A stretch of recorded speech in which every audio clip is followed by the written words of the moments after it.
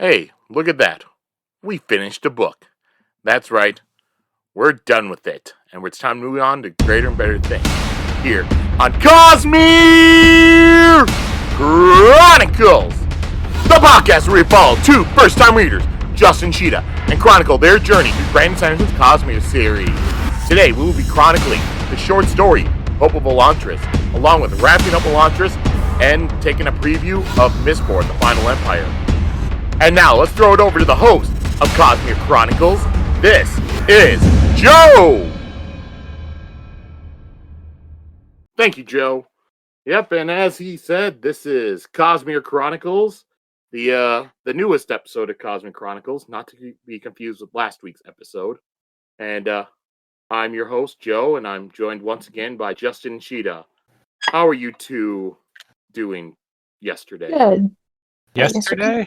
Tired, busy. All right, exhausted. and the day before that? Tired, busy, exhausted. All right, and then how are you this morning? Pretty awake, pretty normal, pretty good. All right, and then right now. Right now, I got to do this stupid fucking thing with all these assholes, but otherwise I'm good. All right. Well, now I'm sad.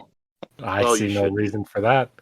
But as we know, today we don't have too much new material that we read. We're just going over the short story Hope of Elantris, and then we'll be wrapping up Elantris and looking forward to the Final Empire.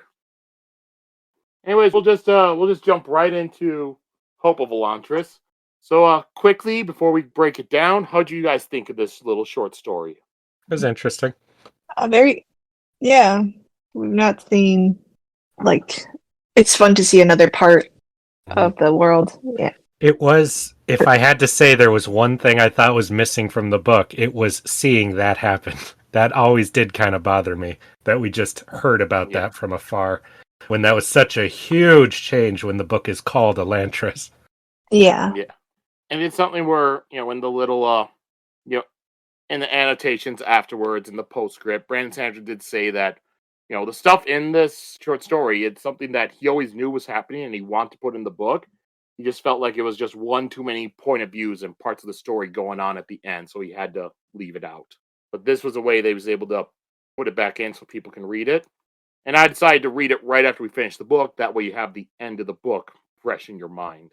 Mm-hmm. But anyways, we'll go into Hope of Elantris. So it begins, Raoden, he's king of, Erelon now. His capital is Elantris, so he's in his palace, and he's waiting for Serene for dinner when Ash floats in and tells him that she is going to be a little bit late.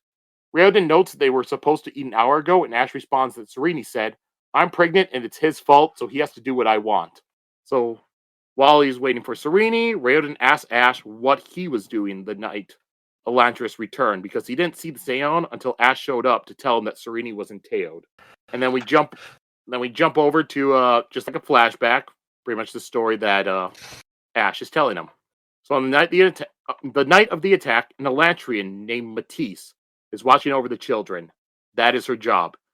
She was a beggar before she became an Elantrian. After she came into the city, she was found by Dash and then was taken in by Karada, and she started watching over the children. She also grew close to Dash and has become his adopted daughter. And if anybody forgot who Dash was like Karada's right hand. So Matisse is trying to get the children to go to sleep. Two of them, Tail and Teor, are watching the adults outside practicing the Aeons. They don't want to go to sleep, but finally agree to when Matisse says that they can draw Aeons instead. Kind of like what they are in class. A girl named Raika cannot go to sleep because she needs her Seon to tell her a story to sleep. And since her Seon has gone mad, that is not possible anymore. Matisse talks to Idotris, who is another teenager Elantrian, and he's also tasked with watching the children. He's not a fan of it because he'd rather be trained as a soldier, but he's too young. And Matisse feels that something is wrong and goes outside to check with the adults. She meets up with Dash, and he is annoyed that Spirit is outside the city, spending his time with Serene. The two of them, they watch Galadin teaching the Aeons when Ash flies over to them. And since Karada is at the library and Galadin is teaching the Aeons, Ash tells them about the shipment of weapons that Serene just sent into the city. Dash goes to collect the weapons. And Matisse has Ash come in to where the kids are and tell them a story. This helps all the kids fall asleep. Mareshi comes in and asks her where Dash is, and Matisse tells her that he is training soldiers with the new weapons. Marishi complains about how Galadin has just disappeared and wanders off himself. And then the screaming begins. Ash goes outside to check it. The adult in charge of the roost goes to check things out as well, so Matisse and Elantris are the only ones in charge. Matisse tells Elantris to wake up all the kids and have them put on their shoes. Matisse grabs 2 lanterns just to be ready, just in case. And then Ash comes back and tells Matisse that soldiers are attacking and searching the buildings. Matisse thinks about how it is her job to take care of the children and decides to lead them out. She tells Ash to tell her father what she is doing, and then she and Elantris lead the children out of the building. As they're running out of New Elantris, they're spotted by 3 Fjordell soldiers. She can see that they will kill even the children. Ash arrives and flies around the soldier's head, which distracts them. Then Dash jumps in and attacks the soldiers. Matisse tells the children to run, and Elantris leaves them away.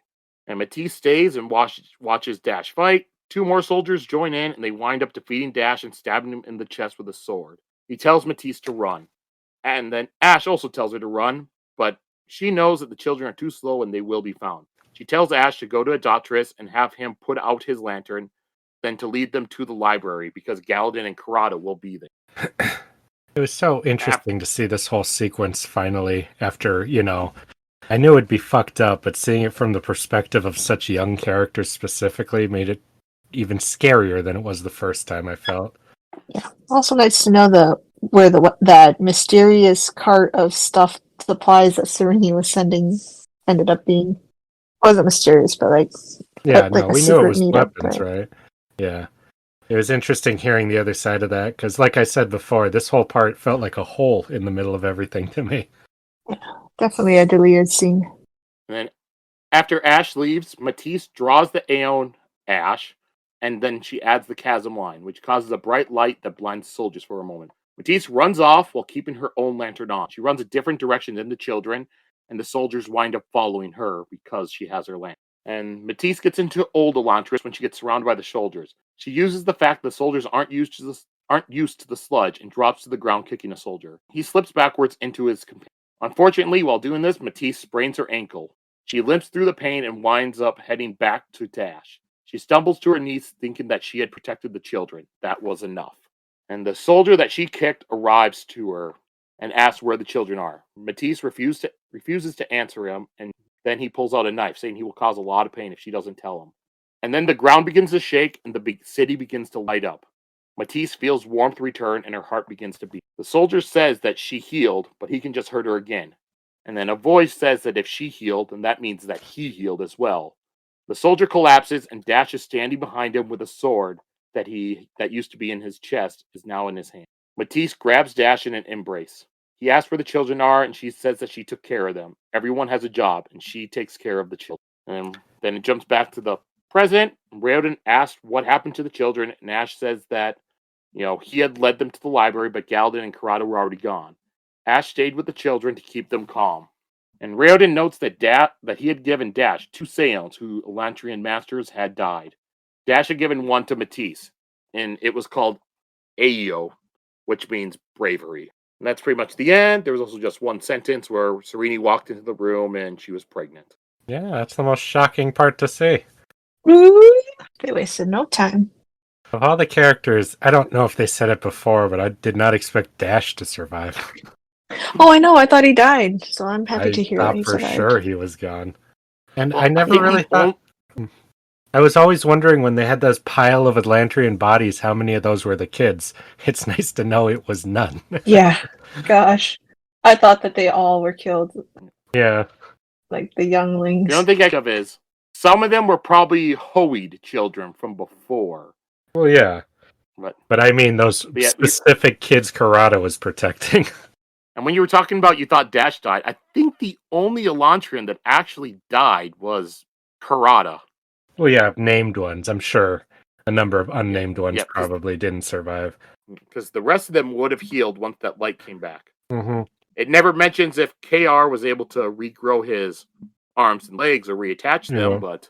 The limb thing's one I'm very curious about. Oh, yeah, that's true. How does that work? Well, for all I know, that question's been answered. People always come up with questions, and Brandon Sanderson typically comes up with an answer to them. So Mhm. many questions are ones that, will never come up in a story. Yeah, it's always fun. I'm surprised none of our main characters has lost a limb, though. But Raoden did make Sereni's hair grow back, so I wonder if he could make a limb grow back Yeah, with but the hair magic. grows naturally, Felt Yeah, like and our it's set skin up to grow. heals too, Yeah, but your arm doesn't heal. Arm is just skin Yeah, is that all it is? and bones, I guess. Yeah. Bones, muscle, nerves, I guess. Okay. Does Wolverine grow back his limbs? Yeah, because his bones can't be destroyed. Well, Deadpool grew back his legs Yeah, in the Deadpool's movies. got a insane healing factor. I don't think that translates to this book, though. Okay. Just wondering. Well, I don't know. Good. All right. Yep. So that is the end of Hope of Elantris. Now I'm going to, as I said last week, did not have to read the Ars Arcanum at the back of the book because there's a couple things in there I wanted to skip. So I'll just read it for them now. So in the back of all of his books, there's always an Ars Arcanum, and it always explains the magic of everything. So I'll go into this. So, on Aondor. In discussing Aondor, the natural question to ask is one of origination. The Aeons themselves are the foundation of both language and magic in Erelon and its surrounding region. Curiously, they are quite distinct from the language of Aeonic, such that the otherwise phonetic writing system highlights them, being written smaller and more cramped than the majestic logographic characters. If I can wax prosaic, it is almost as if the common letters are subjects submitting before their gods. Curiously, the Aeons produce sounds otherwise unused in the general language of the area. If one were to strip the Aeons from the language, it's possible, as all concepts and ideas conveyed by the Aeons can also be written in the more rational common script, one is left with a language family that is far more similar to Duladin than one might think otherwise. When one adds to the fact that the Aeons incorporate things like the landscape of Erelong into their depictions, an important question begins to emerge. Could the Aeons predate the arrival of the Aeonic people to the area? Those immigrants must have been taught about the Aeons, learned their meanings, and incorporated them into an already extant language. But who, then, created them? And did they create them to describe the landscape, or did the landscape somehow dictate the shape of the Aeons? I have no answer, but perhaps you can see what it is about this form of investiture that drives my curiosity. Beneath, find a list of concepts unique to Aondor. I intend someday to understand how all these are related, and why are they so distinctive to this magic. Precision. For an Aeon to work, it must be drawn with absolute precision. Indeed, my research shows that other potential uses of the door also requires exactness, far more so than any other type of magic I've yet encountered. Again, this seems to point as distinctiveness, as most other forms of investiture are only concerned with perception. Elsewhere, if you think you're doing something correctly, it often works. Even a tiny mistake in drawing invalidates the Aeon. Intention. As in other forms of investiture, intent is very important. An Elantrian can't accidentally draw an Aeon. Because of their complexity, this would be highly unlikely, but I have tested it to my satisfaction. One must wish to draw an Aeon and have an inkling of the required shape before anything will happen. Birthplace. One spiritual connection to birthplace determines the flavor and style of their invested connection. I have no viable theories as to the reason for this. Initiation. Though the general public sees the hand of divinity in who is chosen to be an Elantrian, I find this unlikely. How then is a practitioner of Aondor initiated? It does not appear to be a family descent. I can only surmise random chances involved, unless there is a hidden pattern I have not been able to discern. Ars Arcanum, describing the magic, and then it just has a couple pages of Aeons. Is this meant to be written as from a Elantrian scholar or from Brandon Sanderson? It's written by somebody. It's not an Elantrian scholar. Okay, so this is not Brandon Sanderson. This is like this is like a in universe like text Yes. piece. Okay, I see. Yep. It's in universe, but it's not an Elantrian. Okay. So I was gonna say, like, how does he not know like where it comes from, and why would he say that? So, all right, cool. I think some of the most interesting stuff I found in it was talking about how, how there's a good chance that the Aeons predated the Erelons actually coming there, since it has to do with the landscape. Yeah, the landscape thing is really, really curious to me. I didn't expect that, and I would be very curious to learn more about that. I think you could do. Is there a book? Has there ever been a thing published that is just all that stuff, like made to look like a journal or studies and stuff? Because I'm really into those. No. But just from like using this magic and this lore, No, there hasn't. that would be cool. Like I We said, didn't the talk closest, about. closest thing will be the back of each book has an Ars Arcanum. In the epilogue, he talked about where the story came from and the character. For Oh yeah, the Hope of Elantris. yeah. So I thought that since it was based off of a girl's book report, that there could be some kind of guide to Elantris they could make that would be fun. I'm sure there's a lot of fan-made ones. Yeah, because like whenever there's a lot of info and stuff like that, and a lot of I think it's just fun to see it all together. Yep, and for anybody who didn't read Hope of Elantris or missed the postscript, pretty much the backstory of it is Brandon was dating Emily for they had only been dating for a couple months at that point. She eventually marries him, but she was like a junior high teacher or something like that, and one of her students, not knowing that their teacher was dating Brandon Sanderson, wound up writing a book report on Elantris. As a fun little thing, he decides to make this little short story with that girl, as that girl's name was Matisse, so he winds up just putting her name in there. Then he had his future wife just give it to her as like a little short story. Fun thing, and if that was me, if like all of a sudden I'm in school and I just turn a book report for like a Stephen King book, and then suddenly I just get a short story from Stephen King featuring me, that would be crazy. Yeah. Yeah. Why didn't my teachers say cool people like that? Maybe they did, and you just wrote the wrong book reports. Yeah, I remember doing a similar book report, but I did it on The Hobbit, so Well, that wasn't that going wasn't going to happen. happen. You're a little late for that one. Yeah. You also live in America, not maybe if you lived in England, there would be a better chance that they would know, Tolkien's kids. All right, so I guess now we'll move on to the wrap up of Elantris.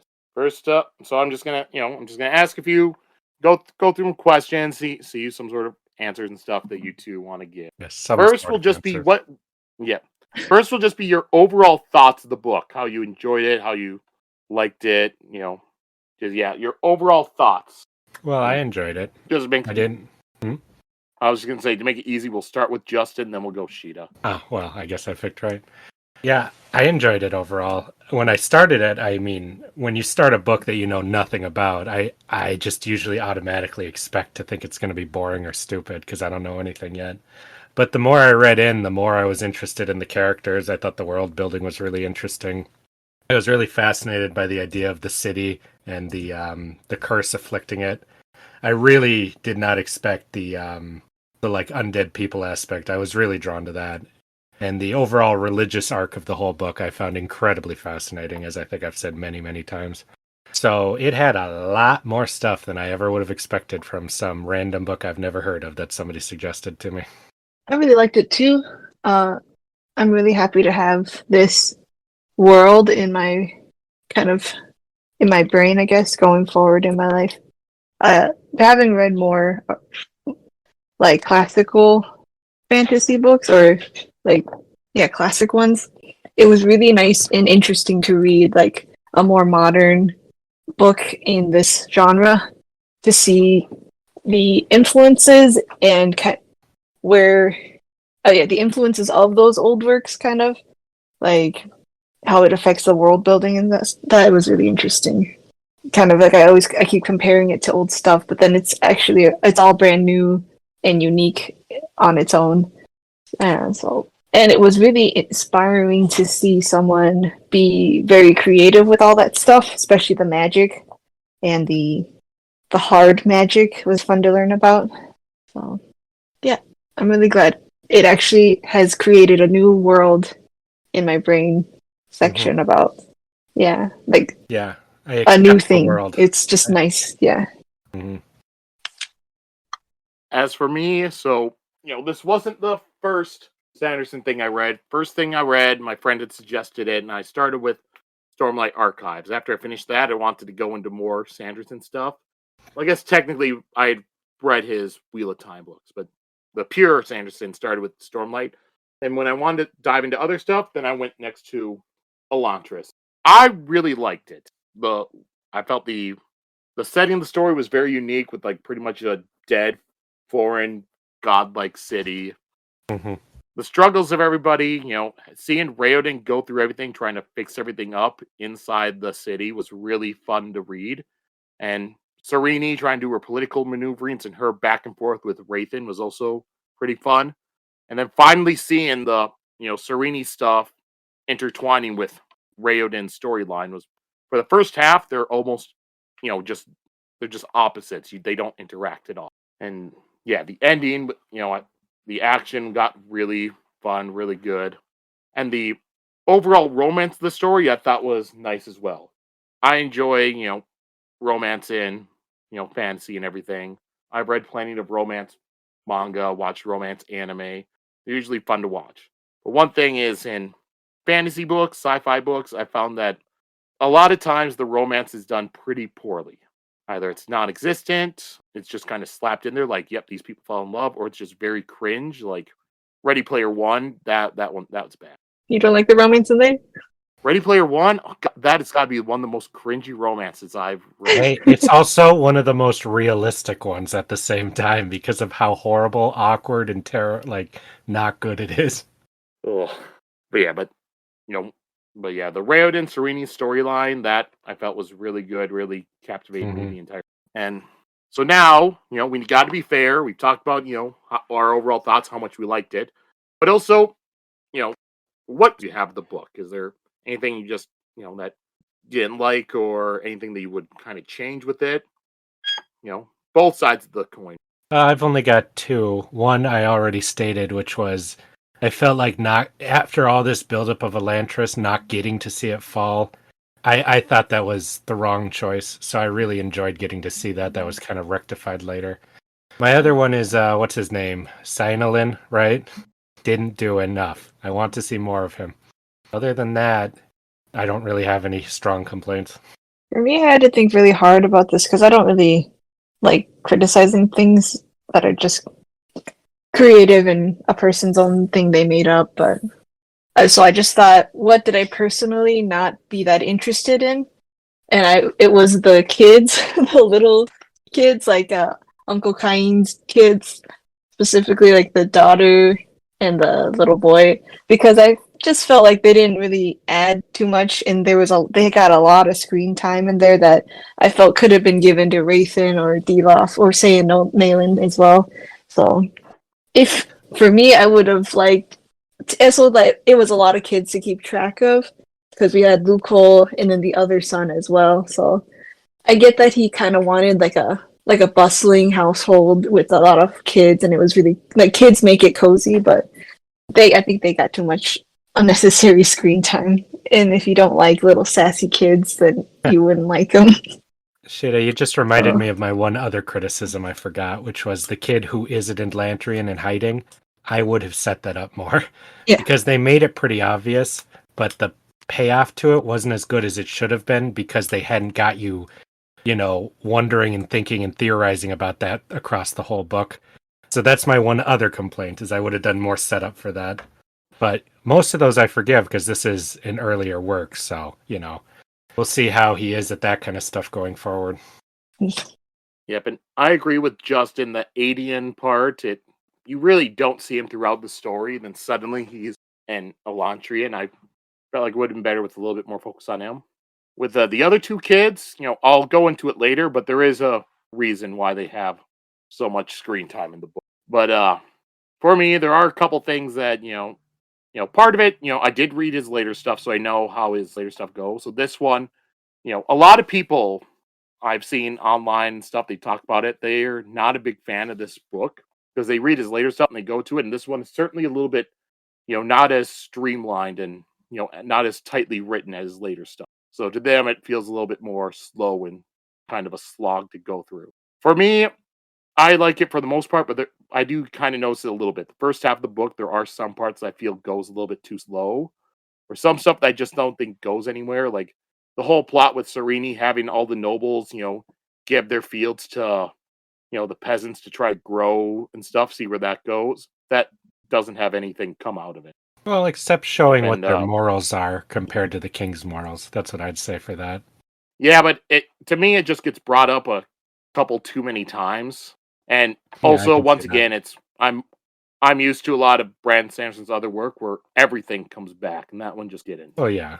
Another thing is, I talked about last week. I do not like the Wraithen having romantic feeling at all. Oh. To me, Disagree. I felt like Go that ahead. was. I just feel like that did not really need to happen for the story to go on. If at the end, if he just decided to help her and want to do all this stuff just because he grew to respect her and from all their battles and stuff, because it wouldn't change anything. Him having feelings for her or just him respecting her, because she never had feelings for him. There's never anything coming out of it. You do kind of get him giving into like human emotions and lust and that sort of stuff, but for me, it just didn't hit with me, and I would have rather just he didn't say that he loved her in his mind, and he was just helping her because he had a great amount of respect for her. Well, I would say that he loved her because he had a great amount of respect for her. It may just be because Sheta was saying it for the entire goddamn book, but I felt like I was seeing that for most of it too. I was very shocked when it was said openly, because Horathan seemed like a guy who would, like you said, not really give into human emotions, not really think about that stuff. So to me, I felt like them explicitly saying that was a pretty big character change and growth moment for him, even if it did come off very, very sudden. And I personally would have worded it a little differently, but yeah. So I can't. Yeah, I I would have hear what worded you're it saying. differently. I don't think you're wrong in your opinion there, but I can't agree with it. I would have liked, if that was going to be a thing, to have a little bit more stuff. Like, I think in the show, it would have had them, like, dance at a ball, like, because they were Oh forced God, to or no, something. no. Things that would be why, he does come off a little bit, like, creepy because he just kind of, like, liked her like that quietly without much. Like, if he liked her, I think it was a little extra for him to, like, love her. Because they didn't actually spend that much time together, So If I were that's going to do that's it, all I'd I have think. him worded at the end that instead of saying that he loved her, just say something simple like, his one regret is he would have liked to get to know her better, or something like that. That would have said the same Yeah, thing, yeah. That's how Like I would have written it. if he would have lived, yeah, that he could grow to love her, or like maybe wanted to, but not just like I love her so much. No, I It's do just a think lot that. for even couples to get to that point. You know what I mean? So Well, he's on his deathbed. That's my yeah, logic there. At least he didn't say yeah, it to her. yeah, That would have been weird. yeah. I know. That would be a really awkward thing for her. Like, no, he's been stabbed. No, don't die. I love you. What? And she's surrounded by monks trying to kill her. Cringy. All right. So now, all right. So just a question then. So, if you were, say you had been in a bookstore, you just need to buy a book to read on a flight or something like that, or like your mom or aunt or somebody just, oh, you like fantasy, just bought you this book and you just read it out of nowhere. How happy would you have been with the purchase or with the book? Well, I would I have would been have been happy. pleasantly surprised. Yeah, same. Yeah. I mean, we've all had that happen where we wind up with a book like that. I would not have had any complaints about this one, and I probably would have thought, "What's this guy? What else does this guy write?" And gone and looked it up because I wouldn't have known it was a whole thing. Mm-hmm. All right, now we'll rate the book on a scale of 1 to 11, with 1 being just terrible, 10 being excellent, and 11 when you just need to go that little bit extra more. How would you rate the book? That's a pretty heavy Yeah, scale. I know. I feel Compared to the bad because greatest book I've ever written and read and the worst book I've ever read. 7.5. That's where I'd put it. a solid 8 for me. Yeah. All right. Yeah, I mean, both of but those I are read pretty some really damn high bad books, scores. so Yeah. Some real bad books yeah. and some real great books, so You've Yeah, probably read more bad books than I have, Sheta.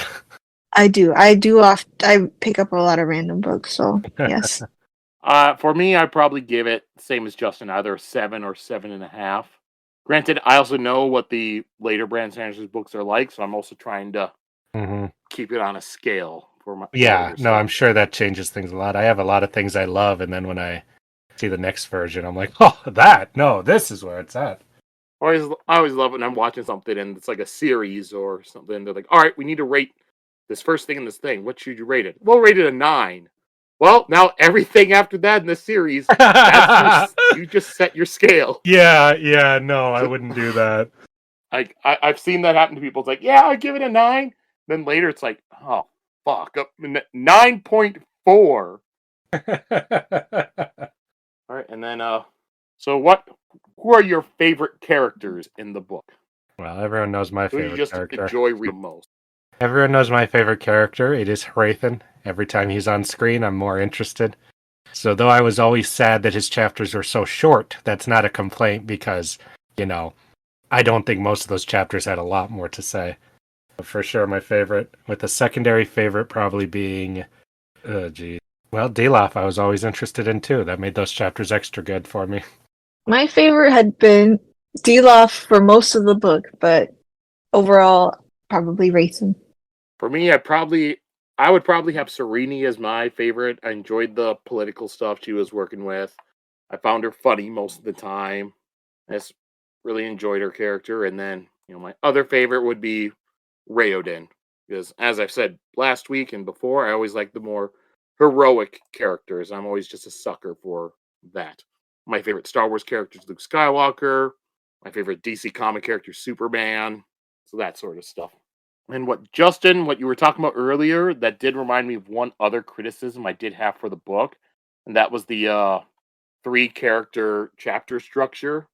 I brought up in an earlier episode, but while I do understand the idea and it works most of the time, there are some points in the book where I felt like having the strict Raoden, Sereni, Raythan chapter structure did come off as a negative. Because there were times when, it's like, all right, well, the story we really don't need a Raythan point of view at this time. But we have to put it in because of the structure. Where in other books where it just would have been, we wouldn't have had that Raythan stuff. The stuff that happened in that chapter would have happened in the next chapter or the one before that, and would have streamlined it. There were definitely some parts where it made it a little more difficult to write what he was trying to write, but I loved the 3 character alternating structure. I liked the orderly nature of it, and I thought it was so cool at the end when it just fell to shambles completely. It made it feel so chaotic at the end. Yeah, I think it's something where if he wrote it now, it would come off a little bit. It would definitely be better. Part of it is with the earlier book and with that very strict structure. It most of the time it worked. At sometimes it came off awkward.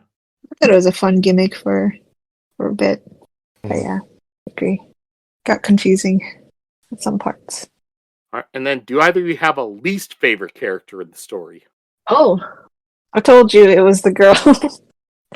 The little sassy daughter. What? I loved that character, I liked her a lot. I was sad she didn't do more.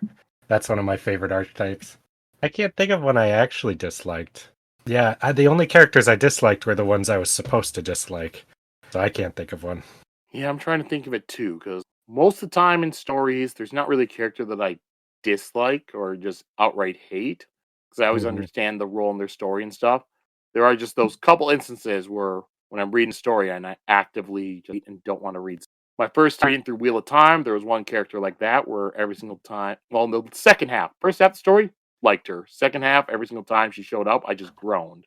And there's like couple like side characters in One Piece, not really a fan of, but this one, there's nobody that I'm really grown when I see them on page.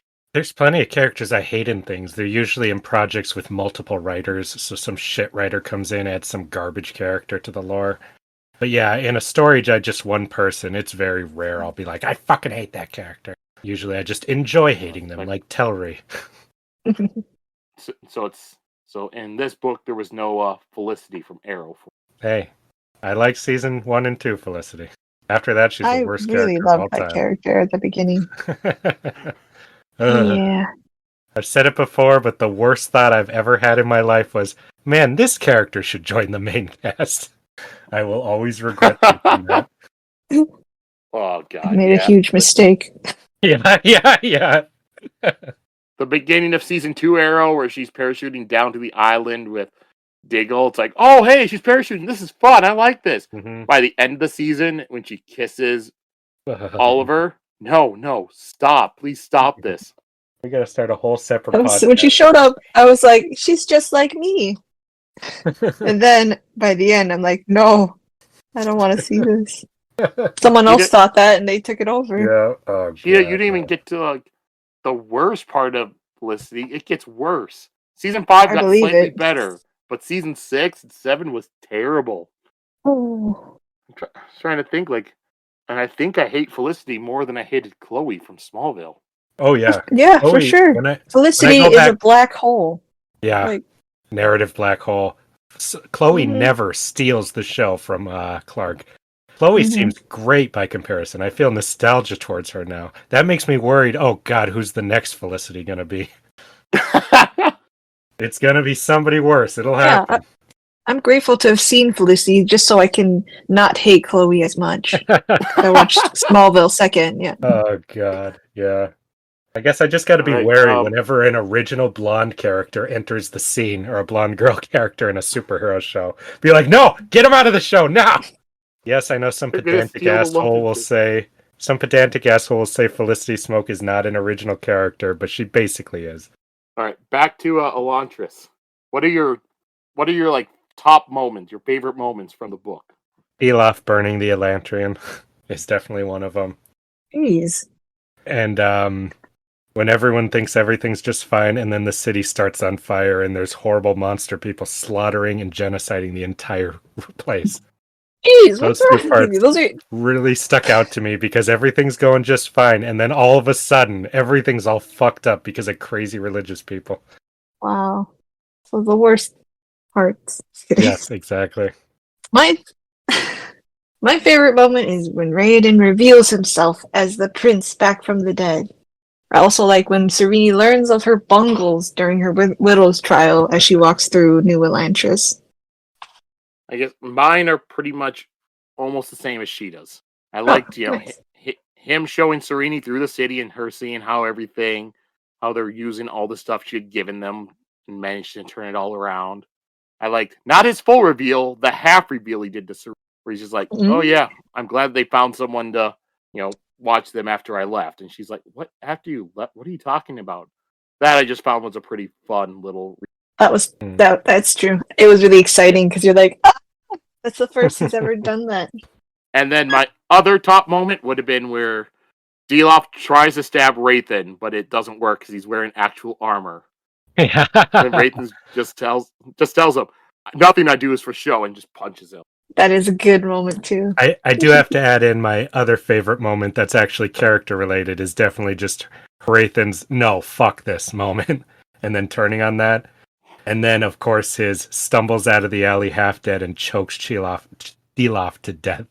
And then, was there a least favorite moment in the book? Karada getting her head cut off. I was so sad.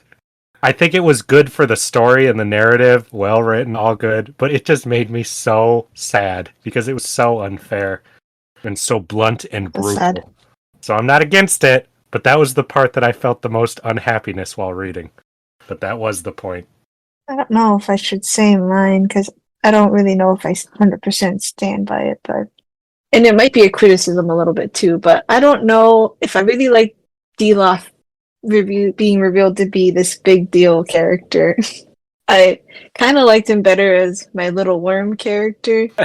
Now that he's all confident and powerful, it took away from the character that I grew to love and enjoy.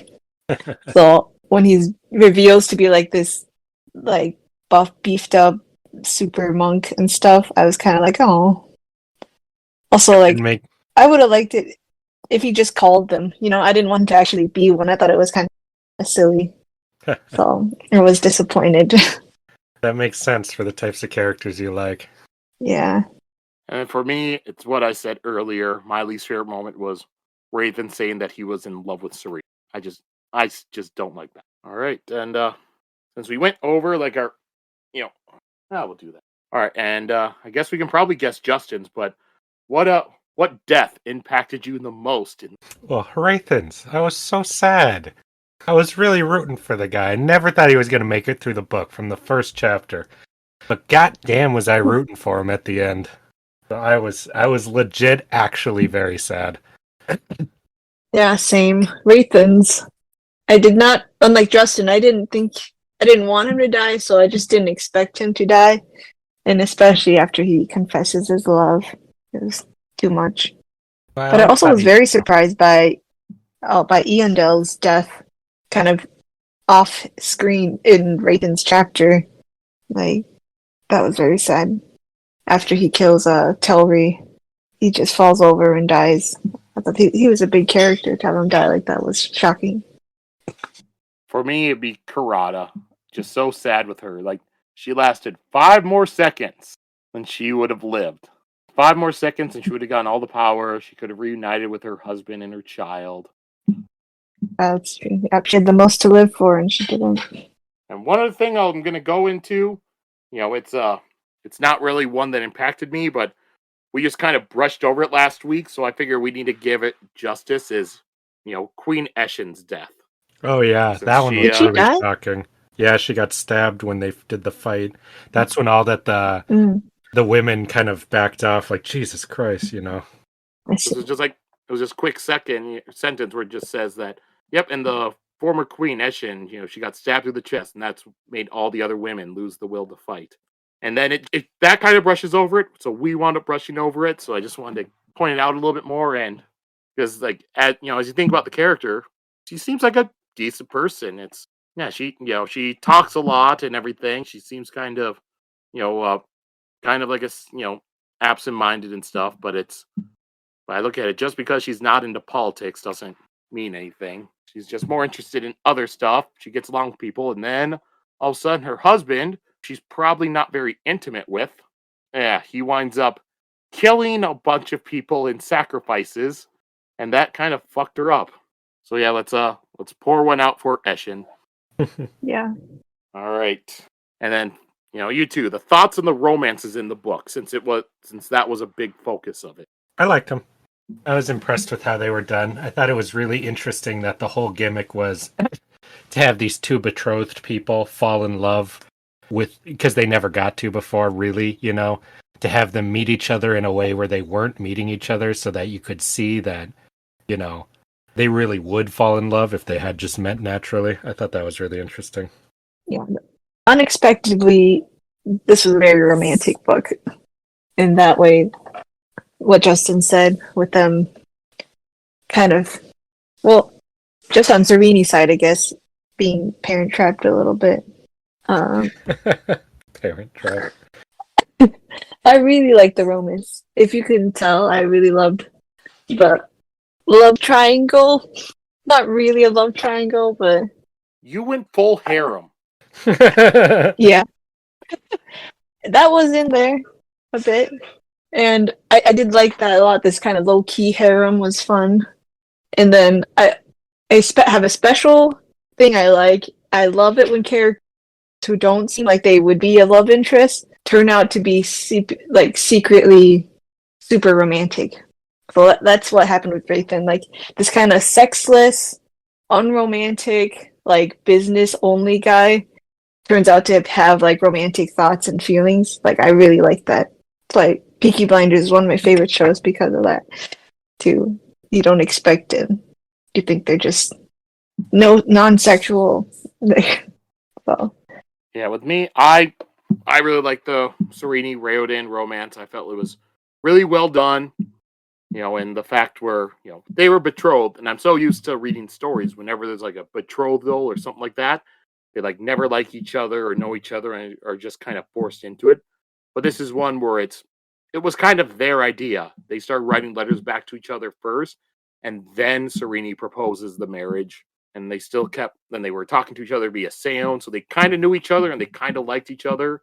And then all the shit happens. She believes he's dead, meets him, and still, even when she thinks he's somebody else, they'll fall in love, and everything. That was really well done. And overall, Brandon Sanderson is just really good at writing romance. Pretty much all his books that I've read, the main romances that are in them, and even secondary ones, there's never really one where I'm just reading it and it's just like, I hate this. It's terrible. Stop. Almost all of them I think are really good. But Serini and Raoden, I'd probably put it in top 3 of the romances. I won't say what the other 2 are, but I'll bring them up when we go. No, tell us now. Spoilers, So we can Joe. be horribly spoiled. Spoilers that there will be more romances. More romances in a book series. Sheta. Yeah, I thought this was the only one. Like, I thought it would be, there's no romance in like Lord of the Rings and stuff. Like this kind of romance, Well, There is in the movies. They're kind of. So in the book, you have Arwen's just kind of there at the beginning. Then at the end, she just shows back up and marries Aragorn. She's not really a big character. But in Two Still Towers, romance. you still have Éowyn, attempting to try and romance with Aragorn. But In that the just movies, doesn't go yeah. anywhere. But in the Well, that movies, was in he definitely threw. In the movies, the Arwen Aragorn stuff was built up a lot more, but the Éowyn and Aragorn stuff was still in the book. Yeah, I didn't expect him to be such a romantic, Brandon Sanderson. I mean, but Yeah, when he talked about, most writers don't talk about their personal lives, so it was really weird to hear him say, "When I was dating Emily," He it spoke was of just her with such familiarity, really personal. like I knew who he was talking about. Yeah, like so he seems very romantic in his personal life too, and that's a big part of his life, so he puts it in his work, like And interesting and different. Yeah, with Emily, they work together quite a bit because Brandon Sanderson, his company and stuff now is it's Dragonsteel is what his whole publishing and everything that goes along with it, and she's pretty much works at the top of it with him. I see. She's Brandon Sanderson's wife and businessman. That's cute. So other people who've gone to Sanderson stuff, they'll see the name and they'll know the name like Emily Sanderson. All right. And then if you had to join one of the religions in the book, which one would you choose? Well, the mysteries. If you say just scary mysteries, you will be arrested. Well, Yeah, I mean, you Justin, get to you can't say that. You get to plead with the gods, sacrifice young women. It all sounds pretty fun. I can take that back right now. That's my answer. I'm standing by it. I would probably just choose the normal one that Serini and Raoden follow, which seems like the nicest and less crazy one. Yeah, I do like the Dorethi having a very strict structure for going everything because it makes it real easy to do what you need to do. But at the same time, I could not be underneath somebody and have to do every single thing they sing. I couldn't do that. So I probably would either go Karathi or maybe even the brute one of Shu Kessig. All right, and then if you got to marry one character from the book, who would you choose? Dear Lord. Sheta has a bigger pool of characters to choose from. Yeah, I've got very few. What's the girl's shooting dates called? I'll marry her. Tarina? Tarini? Yeah, I'll go with that one. Tarina? If she's good enough for shooting, she's good enough for me. Wow. You think you're shooting? Just kidding. I didn't say that. You think you're shooting's level? I never said that. I wanted to say that it would be one of the creepy ones that I like, but if I would not want to date Dilaf or Rathan. They're God, too much. The only option is Raoden, of course. He's the most dateable, and he's king now. So you wouldn't marry go with Rathan.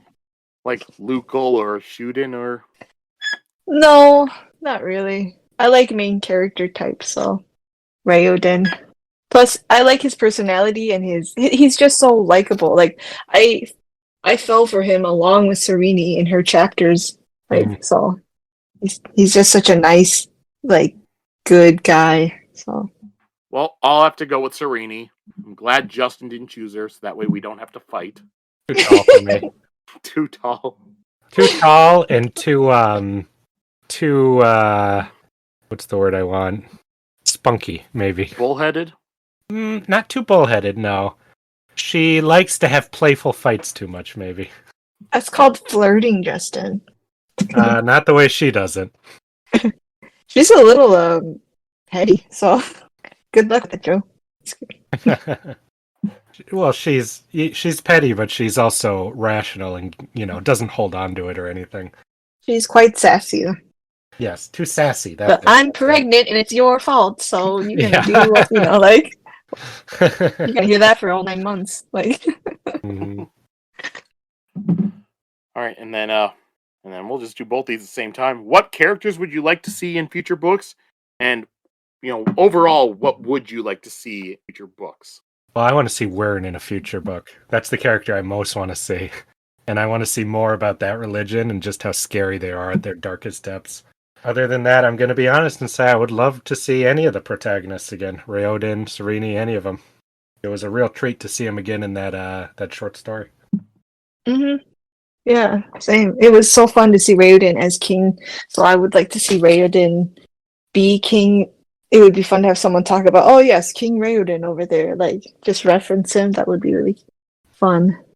I would like to see more Aelin maybe, and Wern as well. Oh, yeah, that's my number one, Sheta. Thanks for reminding me. Aelin? Yeah, for sure. I want to see more of him so bad. He's so built up, he's so charactery, but he only has a couple lines. Are there any questions that you have about the story that you would like to see answered? Just the ones that were left in the tagline. What's up with the other the other magic abilities from like Shuden and the Fjordels. However you say that. And then of course Fjorden is the what? I was just gonna say Fjorden is the name of the country, the Fjorden Empire. The people are Fjordel. Okay. So the Fjordels. I was talking about the peoples, their magic, but yeah, the Fjorden Empire's magic. And also more about the gods and stuff, if because they were talking about way back when how the Fjordel Empire, where their religion came from. Some of that stuff, if any of that is real. But basically just basic questions. My biggest question is, what are the Seons? That was always your question. Where do they come from? Yeah. Yeah, because I did not expect that kind of... It's such a fun aspect to it. They're just part of the world, like everyone has one. So I really want to know that. And then since the way we were doing the podcast, you had to have a hard stop every single time. Were there any points in the book while you were reading where it was hard to just stop for the podcast and you just wanted to keep going to see what happened? Not for me, because I really like a good cliffhanger. When I'm reading something and I get to a cliffhanger or watching something, I do often stop to try to carry it for a little bit. So most of the spots that you picked had pretty good like cliffhangers or like, oh my god, what's gonna happen moments. So for me it was not hard to stop. It felt natural. For me, it was probably when Sereni goes into Elantris for the first time, and Raoden goes, "That's my wife," and they're about to meet. I did not want to stop there. I really wanted them to meet, so that was hard. And then, since we're going to do an 8th grade book report, what would you say are the themes of the book?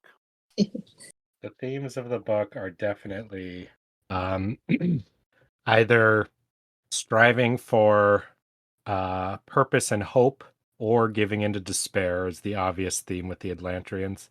And then, of course, following what you feel you're supposed to follow, which would be Wraithen following what his religion is telling him to, or following what you know is correct to follow, what you know is true. I think that's the basic overall theme of the story, is those two things. Yeah, similar. Hope, depression, living life versus not living, the power of believing in something, maybe faith. Faith is a big one, I think. I think you just tied both of those themes together with that, Sheta. Yeah. Mm-hmm. And following your own moral compass of what is right and wrong. All right. And one thing I wanted to tell you guys is that I went through the when you did your characters of the week and everything, I went through and I totaled those all up to see who was the most popular character. For all our things. So I'll let you guess. Who do you think is number 1? I think I leaned it in Wraithen's favor. I think it would be Wraithen too. Number 1 was Raoden with 9. Raoden, nice. Wow, wait, see? You're not keeping in me and Joe's. Yeah. Technically, it should be 10, but I put Kalu as a different one because Justin was very specific that it was not Raoden, but Oh, Kalu. I was not voting for Raoden when I said Kalu. Yep, so that's why it would be 10, but instead it's 9. And he still won. Number 2 is Rathan with 8. And then 3 was Sereni with 4. That was my guess. And then 4th was Dilaf with 3. That was all the same week. All 3 of us picked Dilaf. Well, yeah, Mm. I know what week that was. And then the rest was, we have a bunch of people all at 1. That'd be Eondel, Galadin, Iodin, Kalu, Karada, Ulin, and Shuden. They all had 1. Who was the one before Shuden? I didn't hear. Cyan Ulin. Oh, yeah. Who the hell voted for Iodin one time? I think that was Sheta. I think she picked him like week 1 or 2. Oh yeah, I did. Yep, so those were our most popular characters throughout the book. Right, Well, at so least now, the list makes sense, and it wasn't like Cyan Lin at number 2 or something. Pretty much the main characters and then the rest. I guess next we'll just go into our fan castings for stuff, for the characters. Yep. Now this would be, if we cast them ourselves, we didn't have to worry about money, or with mine, I also had access to a time machine to get Mine you different could cast people. today if you wanted. All right, so You're gonna go through by character? should we do character, or I should we will- just have, I think each of us should just go and do it, because I know Sheta cast more people than we did. I'd would still like to rather do compare character. who we- Yeah, the comparing. Because also I think it might would be the funnest. tedious. Yeah, just to Alright. listen to each list would Well, be kind can of we- boring. I think. Can we go through the list and then if you guys didn't cast anybody, I could just say Sure. who I casted? Okay. Or Cool. Sheta can go through her list, and then we'll throw in ours. Sure. Shade has the biggest list. Okay. I will also throw in pictures on our Discord. Okay. Are you ready? Yeah. All right. So I have them divided into groups. First is Sereni and her group of nobles. For Sereni, I Raoden, casted. Shada. You got to start with Oh. Raoden. He's the protagonist. Okay. Let's start with Raoden. I'd go through the main All right, characters, then go through the Raoden. side characters. Okay. All right. For Raoden, I have casted James McAvoy. I have these All right. pictures with him from Glass. Everyone who can play sympathetic and lead role. Oh my god. I'm sorry you guys can't see these hideous pictures. Alright, my casting is a lot more basic. I've got Chris Pine as Raoden. Because he can be charming, All right. cool, and sympathetic. There you go. Glad. At least we got one Chris. We need a Chris. Yeah, well, that's my pick. Well, I have Grant Gustin, who, people, if they don't know, he played The Flash on the TV show The Flash. The recent CW one, not the one from the early 90s. I would take John Wesley Shipp too. I So all love very that. I different love Grant castings. Gustin. He's so sympathetic and good. He's such a good guy. I like it. All right. So Sereni. All right, for Sereni, I have chosen Elizabeth Debicki. If you don't know her, Who's she that? plays Princess Diana in The Queen, or in The Mm. Crown, and she also Yeah. plays the High Priestess of the Sovereign Race from Guardians of the Galaxy. She's the Gold Lady. Oh, okay. Okay. Yeah. She's also the tallest actress in Hollywood. Damn, So that's I good. thought that then. was How tall- fun. How Mhm. tall is she? She is 6'3". Gwendolyn A lot- Christie, I think, is also 6. Yeah, but she's like just perfect. It's fun fact. Fans really wanted her to play Galadriel in the Rings of Power, Mm. but no. She dodged a bullet I there. also imagined. Oh, yeah, for sure. I also kept imagining Sereni played by Drew Barrymore from Ever After, specifically, and then Miranda Otto Eowyn from Return of the King. We can't give our 5 other side picks. That's cheating. Sorry, I won't say it anymore if you don't want to. I won't say it in case it's one of your guys's. Those are too obscure for me. You picked an Elizabeth. I picked another Elizabeth, but I went Elizabeth Olsen as my pick for her quirkiness, Ooh. normalness, and Understated prettiness. Really good one. Well, mine, I did try to stay with height, and I went with Nicole Kidman. She's 5'11". Yeah. That'd be a cool one. Right. On to Rathan. All right. Rathan, I have picked. Let's see. Oh, yeah. Cillian Murphy as my Rathan. He has a very good resting bitch face, and he also often plays characters of questionable or gray morals. Oh, most importantly for me, he can play a romantic role at the same time. At the same time as being a The only thing frickin' is he's creep. only 5'9". Yeah. Creepy, but you don't mind. Oh, I'll say after you guys. What the hell are those Doctor Doom pictures you put in, Sheta? Those are Oh, right. hideous. I wanted to see him. That's him in his armor as Rathan. Oh gosh. I didn't know All right. people wanted him to play Well, my Doctor Doom, pick. but That's stupid casting. My pick for Rathan is somebody who, if you know me, you know I'll put into a movie role. It is Carl Urban. For his imposing size, his incredible amounts of charisma while he's not doing anything. And he looks good in armor, as in other movies you've seen. Yeah. did you say Carl Urban? Of course. Okay, yeah. All right. And then for me, I went with James Marsters. Wait. Yeah. Marsters or Marston? I always mix them up. Marsters. Yeah. His hair will not be bleach blonde. Oh, okay. That'd be a pretty epic casting, good. honestly.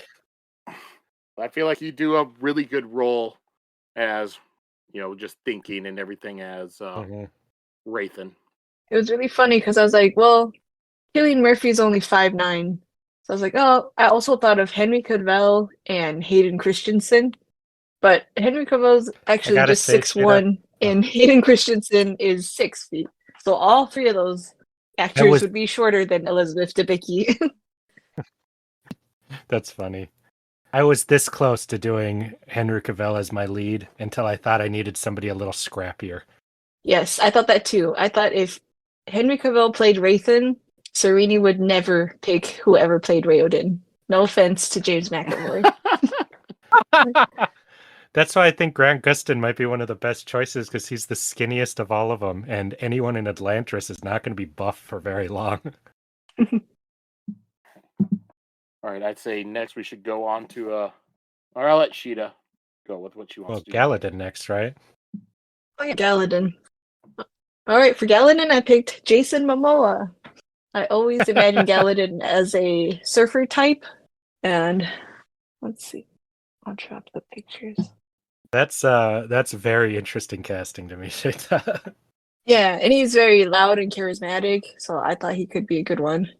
The only thing is, I don't know what he would look like without his iconic mane of hair, and if he would be willing to shave it off. So. Also, you're going to run to the issue of Sereni's clearly going to pick Galadin over Raoden. That's true. Wait, who was your Raoden again, Sheta? James McAvoy? Come on, I'm picking Jason Momoa over James McAvoy. Sorry. They didn't really get along though, so. Yeah. Well, for my pick, I wasn't sure on the race thing for some of the darker skinned characters, but since they're all make-upped up anyways, I went with Lance Reddick for my Galadin, because he's got a very calm, cool demeanor and is a very, very backup guy and looks terrific bald. However, he is dead, so I'll need a time machine as well. Oh, yeah. His voice would be great. Yeah, it was mostly the voice I was thinking about, yeah. That's nice. Just hearing him say Sule all the time. Sule. I kind of blame the... Oh, go ahead. Well, with mine, I went with another person who was on the show Lost, with Naveen Andrews. If people don't know, that was Saeed. I like that one, too. Yeah, I like that. Also very reliable, Saeed was. So. And he can convey an equal amount of kindness and depression at the same time, so... Once again, I don't know what he'd look like bald. Probably horrible. Am I the only one who picked a bald Galadin? I'm so sad. Yeah. I guess I'll do. I casted a King Eventio as Jude Law. Jude Law! Oh, that's some epic casting Yeah, for him, well, Sheta. mhm. He and Elizabeth Debicki actually look a lot alike, so they can play daughter and father a bit. Hmm. He can play, yeah. And I didn't know that he played King Arthur in Guy Ritchie's King Arthur movie until I was looking at pictures, and I was like, oh, well, that seals the deal for me. So, Seems like a bit of a bit Wait, he role played for King Jude Arthur in Law. No, he wasn't King Arthur in that. oh, what was he? Arthur's Was he? uncle. He's the I current see. king. Because Charlie Hunnam was the King Arthur. Ah, okay, that makes sense. So scratch that. He was not King Arthur, I'm afraid I don't but have an he is. Eventio. I forgot to cast him. All right. Well, I had an Eventio, and I had John Terry, who, for people who don't know, that would be Christian Shepherd from Lost. Ah, I see. Yeah. Hmm. I like that one. I like when those actors get those roles. Like a cool one you like for a teeny role. I guess I'll say for my Uncle Cain, I have Tom Hardy. Tom Hardy. Yeah, because he's very charismatic, but he can be very intense and serious, which is I thought was that was the character.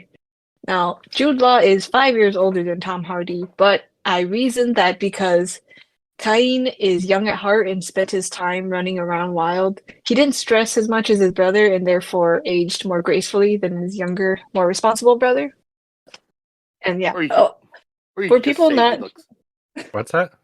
Yeah, you did don't have people to. not know that he was older? Oh, Like that was his right that Uncle Cain is the rightful king. Do the general public know that or I have no idea. Well, probably. because Serini didn't know that, you know. That we don't know. But for my kind, I have another sadly passed actor, Ray Stevenson, for being an older, huskier guy who still is quite a badass, who's able to be very gentle and very mean when he needs to be. That's very good. Yeah. All right. With mine, I don't know if Sheta will know who it is, but I did get a picture for her just in case. Okay. But I went with professional wrestler Hacksaw Jim Duggan. That one came out of left field. I just feel like he has the build, kind of, muscular, but still a little bit of, chubbiness over it. He just looks like he could kick your ass. He's also a guy that can come off as very nice, but also really mean when he gets upset. But of course, Time Machine, because this has to be like 80s or 90s Jim Duggan, not Of present course, day of Jim course. Duggan. He seems silly. His character kind of is, yeah. Sadly, that picture I have, he's not holding a 2x4. Oh. Now for his wife, I was thinking I don't know, I think I might have said this, but like for Deora, I wanted to cast Catherine Zeta-Jones because Oh, wow. I just imagine her as this classy, exotic kind of woman, and her voice is what I imagined, like the kind of woman that would make you want to retire. I did not cast his wife because she's not a big enough character, but I'll go with Catherine Zeta-Jones. Yeah, I didn't cast it either. And you guys said you did not cast the kids? No. I didn't know. I'm not going to search for kid actors. I have no idea who's out there, any of that. We'll cast Haley Joel Osment as all of them. Ugh. I casted Mike from Stranger Things for the son, and then Will for the son with the powers, the You cast two Elantrian kids son. from Stranger Things. And then a young Drew Barrymore for that sassy little girl. So you're getting the Time Machine too, but more than anyone else has, huh? Yep. That one from Stranger Things, was he the one that was in the movie It? The one Yes. on the right was Finn Wolfrock or Wolfhard. Yes. I don't remember his name. Wolf Rock. I don't know. Wolf something. Yeah, I haven't watched Stranger Things, but I know It. And I know he had picture glasses on. Mm-hmm. Mm-hmm. Gonna cast Lucal. I picked Taron Egerton because he's charismatic and interesting enough, but also capable of playing a soft, naive person. I actually kind of like that casting. I went with Yeah. an actor whose name I Cool. did not know until today, Jack Dylan Grazer, who plays Freddie Freeman in the Shazam movies. Because he's Oh. just a young man now who you would immediately empathize with without him doing much of anything. Oh, what, Sheta? The young Freddy? Oh, yeah, No, the young not version, not the older one. The human version, or the Okay. civilian version. Oh, cool. Not Captain Marvel Jr. No. I like that actor too, but he's not in this movie. Well, with mine, you'll have to use a time machine, but I picked from the late 90s, Thomas Ian Nicholas, which you'll know from American Pie. He played Kevin. Oh, He was the one who was dating Tara Reid in there. I gotta look up a picture again. Oh, okay, yeah. I can Thomas. see it. I have not seen that movie, so. Just a You've cool never young seen guy. American Pie? No, I have not. You got to. I American wasn't- Pie 1 and 2 are great.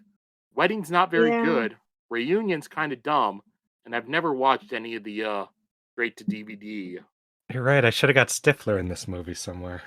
What am I doing here? Next, I have casted Ian McDermott as Royale. Oh no, that picture didn't work. I know what he looks like. Yeah, but he plays the Emperor in the Star Wars movies.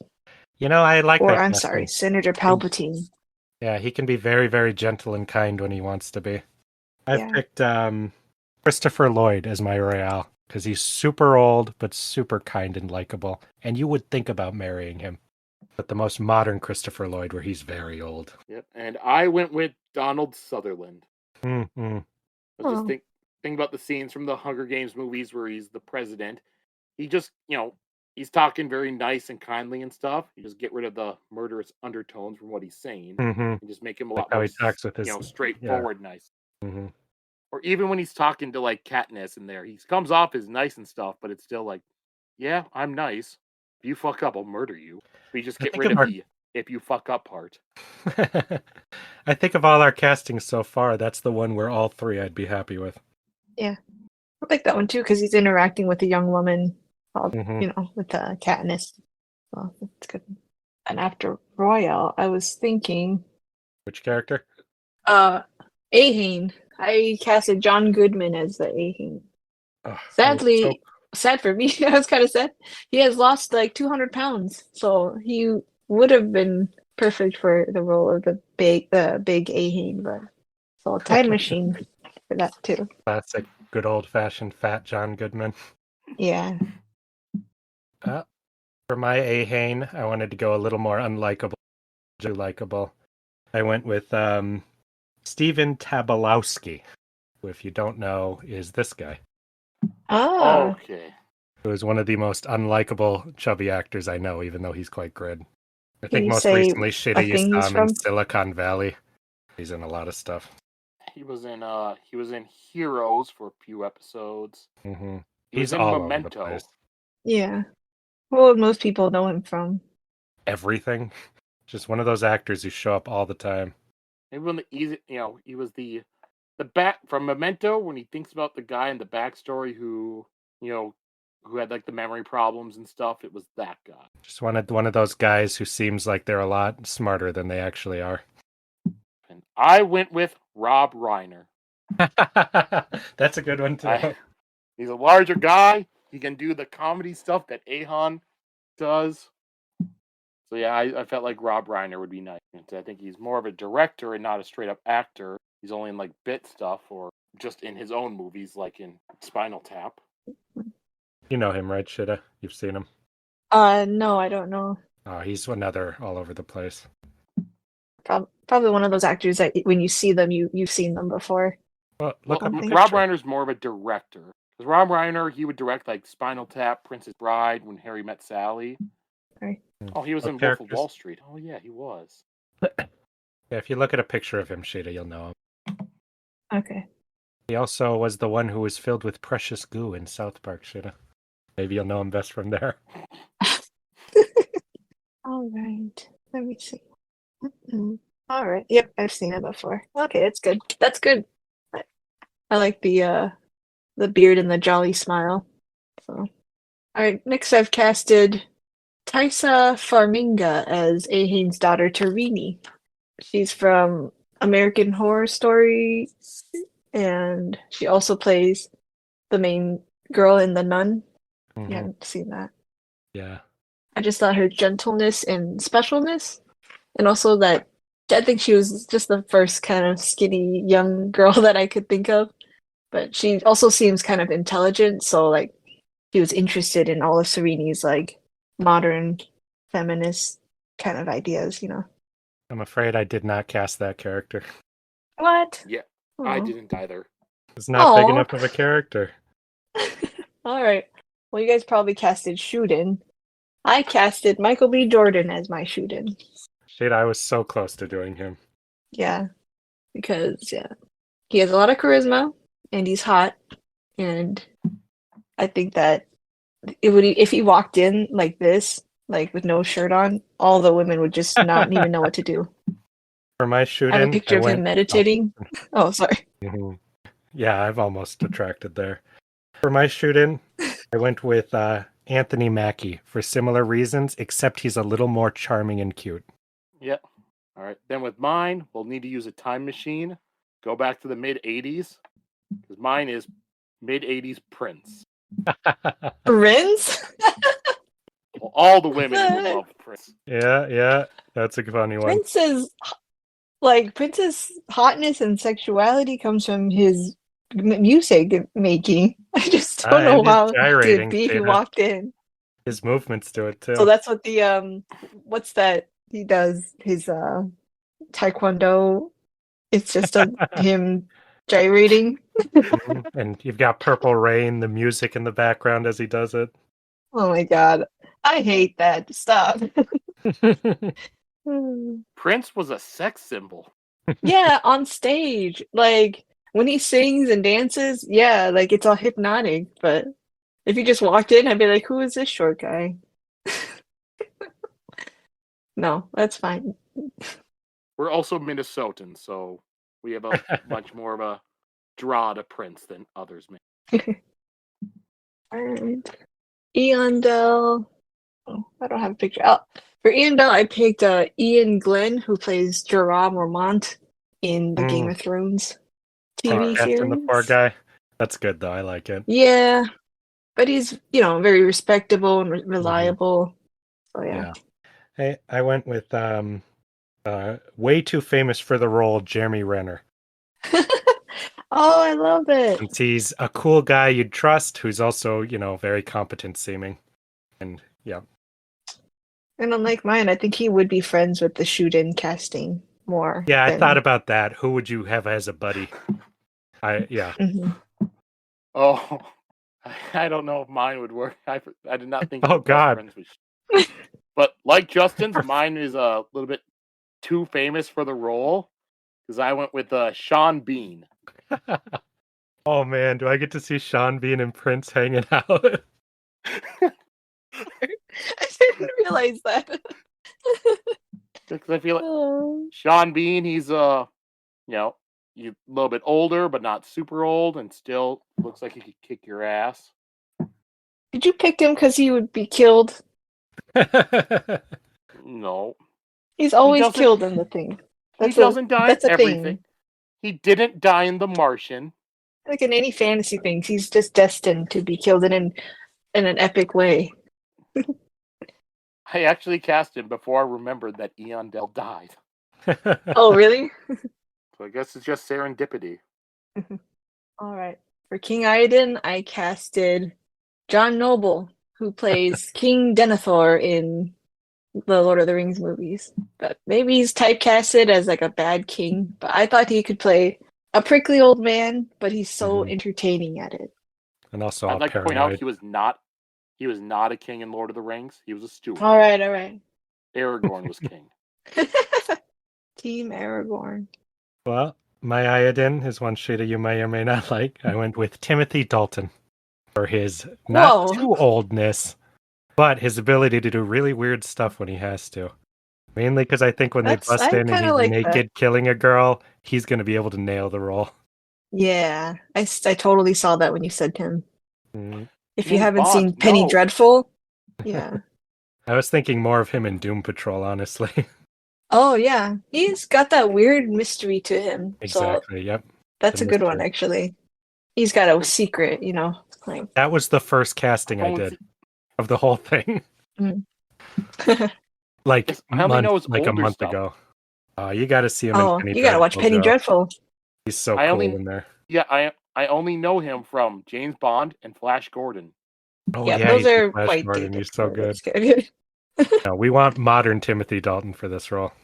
All right, and my iodine was Hugo Weaving, Mm, as I felt like he could just play the very annoyed, pissed off guy very well. damn. He would I be so wanted scary. at that scene, yeah. Any excuse to put Hugo But I Weaving in could a not movie is see good. I could not see him weeping though, like a What? loser. That's Myth in the Matrix, he gets real close to it when he's interrogating Morpheus, you know? what? Like, is he losing? No, when he's like losing his mind, you Oh, know? I could see it. oh okay. Mm. All right. This might be. I picked for Queen Ishen, Christina Hendricks. What the So I why? I thought that he might get or the king might get a trophy wife, you know, and she's just her leading Serini through the castle Yeah. with like giving her a tour. Yeah. So Okay. When you say that part, I can see it. Yeah. I just yeah, didn't imagine he'd the have a only thing, bombshell for a wife. yeah. But it was funny because when we were talking about how Queen Ishen got killed, I was like, she gets stabbed in the chest. If Christina Hendricks Yeah, gets she's stabbed in the surviving. Yeah.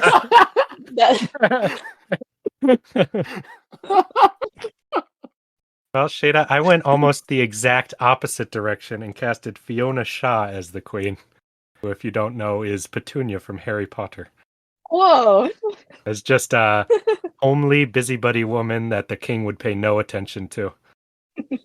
And I went with Jennifer Coolidge. Where people don't know, that was Stifler's mom. Oh, I love it. And she's Well, also in Legally Blonde, if you don't. yeah, Oh yeah, Legally she Blonde. was. Yeah. You know, Best in Show. And you guys both went in a very different direction than me.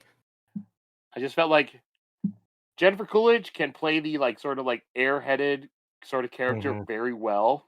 Yeah. You know, she has great comedic timing. Yeah, and like part of it was like the recent Discover commercials she's been in. She kind of plays like an airheaded version of herself, and those come off great.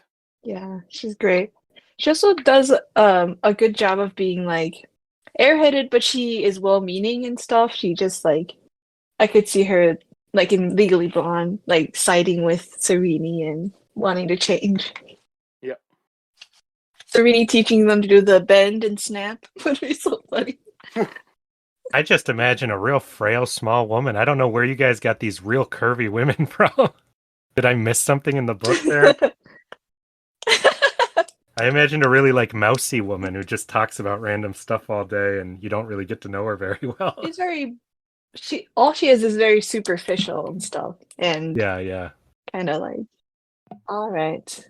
Wait, I'm sorry, Shada. Did you say John Noble is married to Christina Hendricks Yes. in your casting? Jesus Christ. Is that modern Christina Hendricks where she's a lot older? Or is this like Mad Men Christina Hendricks in your head? Well, I just saw her recently in that one show. So it's the more and recent one, right? Yeah. She still looks that great. makes more so, sense at least. Yeah, but she's not young anymore. Yeah. So yeah, I thought it was good. All right, next I'm going to cast Lord Telry. That is going to be played by Wes Bentley. He plays Seneca Crane in the Hunger Games. If you don't know. Oh, that's a good one. I like that. Yeah, he's very handsome, but he always looks schmarmy, I think, in his Yeah, he does. in his roles. Never tell what he's thinking. Well, for my Telry, I casted Walter Goggins, who I know you're a fan of, Shita, even if you don't know the name. I love it! Because he also looks pretty know his name. handsome, but also pretty creepy. And you put a big scar on him and you ask him to act really unlikable, he will do the hell. All right, for Telry, I went with Kevin Tighe, who people don't know. That would be Anthony Cooper from Lost. With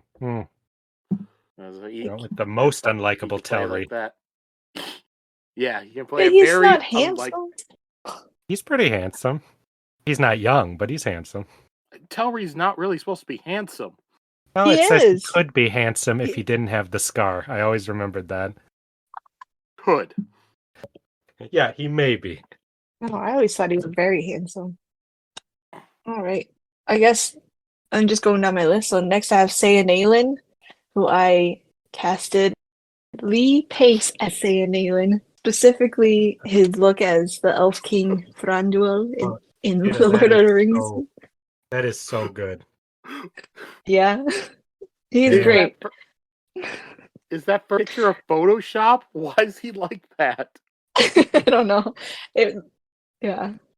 But if you didn't know, King Thranduil is Legolas's father in the books. So it's really cute. I can't beat that casting shit. But I casted somebody way too famous for the role, Jared Leto, Oh, for being a that's good very too. beautiful, long-haired, pretty boy who also always looks like he thinks he knows more than he actually does and has more interesting about him than he actually has in every role. That is so. I like that one too. Yeah, I didn't cast this role. What? Sayanalen he's great. If I would, then maybe Fabio. Well, this person's definitely too famous for this role, but I casted as Omen Anthony Hopkins because he comes off very wise You're good. and a little, yeah, If you could get him for the role, that'd be sweet, Sheta. yeah. All right, for my Omen, I have what is his name? Stephen Root, who I know you know is the guy who wants his eyes and Get Out, and he also voices Bill in King of the Hill. But because he's I was gonna say he was in Dodgeball. he's in everything. He's a good actor, and he can do whatever performance you ask of him for a very small character. He can turn in one that will be memorable. Yeah, I did not cast Omen. Would you cast Fabio though? No. Fabio is Sayanalen? That would be cool. That's what he said. Shita, you didn't hear that? Oh, really?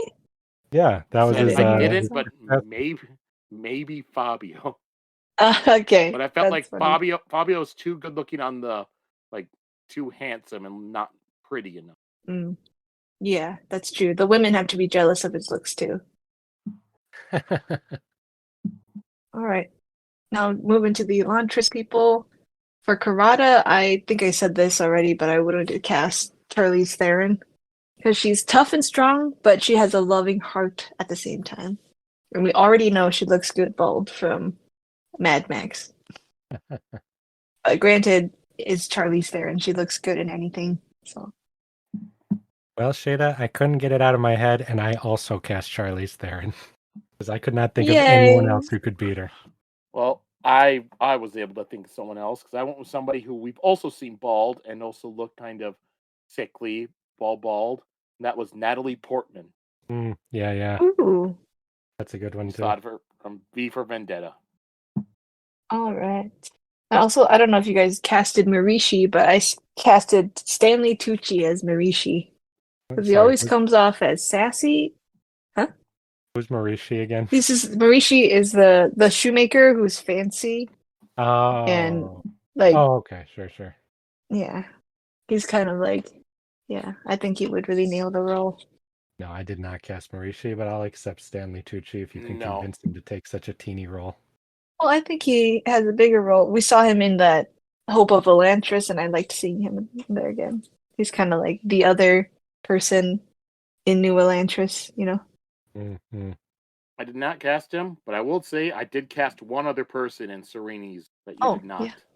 That was Eden, Baron Eden, earlier in the story, who was in their group, then he left. Oh, how did I forget to cast Eden? Yeah. Oh, man. With him, I cast Larry Thomas, who most people will know as the Soup Nazi. Oh, man, I'm really sad that I didn't think to cast him. Who would you cast? Oh, I couldn't do it off the top of my head. I feel bad because I don't know his name, but he's... Gilbert Godfrey is who I would do. So we need a time machine. Yes. I figured out mine. I'm going to cast Curtis Armstrong, I think is the name, who played, what was it, Booger in Revenge of the Nerds? And Sheta, you'll know him as Metatron from Supernatural. I think you got that far. He's very good at being whiny and annoying when he needs to. All right. Theoden, yeah. I casted Carl Urban for Theoden. Ah, yes. If I wanted a badass on my side, it would be Carl Urban. Either as Aylmer or Executioner, he's a very reliable and honorable man. My Seolin is Gerard Butler for being a little older, but also still super tough seeming and very reliable seeming. I did not cast Zeolin. The only person I have left that I cast was Dilaf. You love Theoden, though. How can you not cast him? I Not forgot. a huge character. Yeah, but he oh, I guess I'm thinking of someone else, but yeah. All right. Hoyd, Andy Serkis. I don't know anything about the character, but I will approve. Yeah, Andy Serkis has a magical quality in his performances and a twinkle in his eye and a creepy mysteriousness that would make him perfect for this role. You've got Joe over there either saying yeah or what the fuck no. The only one who knows. Really? Well, I don't know. I don't know this character. You know, Yeah, I feel like he's going to be a bigger deal, so. It's not a big character. Oh, okay. I thought he'd just kind of giggle and then drop into the pool Andy to be Serkis seen does later. cameo roles sometimes. You didn't cast Hoyd, Justin? No, I don't know the guy. I can't cast a guy I don't know. Oh, No, yep, well, the only one left to cast is good old Dilaf. What about Oh, Ash? Didn't you have him? I cast. Didn't you have Ash? Okay, do your deal off. Oh, yeah. No, I'll do Ash before Dilaf. For Ash, I just was thinking of Alan Tudyk to play him. Are you fucking kidding me? I did Alan Tudyk as well. Yeah, he's got a really great voice, so. It's such a typecast role, apparently, though. We both did it. It is. Yeah. So, did you cast Ash? I said all I had left was Dilaf. Okay. All right. I didn't try to Dilaf- think of voiceover worked. Tom Hiddleston is my Dilaf. You really think Dilaf is a good-looking guy, huh? Okay. So, when I was looking for pictures of Tom Hiddleston, I found a picture from a show. It's this picture. And I was like, wait, who is that? That is Elizabeth Debicki, who is my Serini cast. So I have pictures of them for my fan show. Dear God, I hope that doesn't happen in your show. Them about to kiss.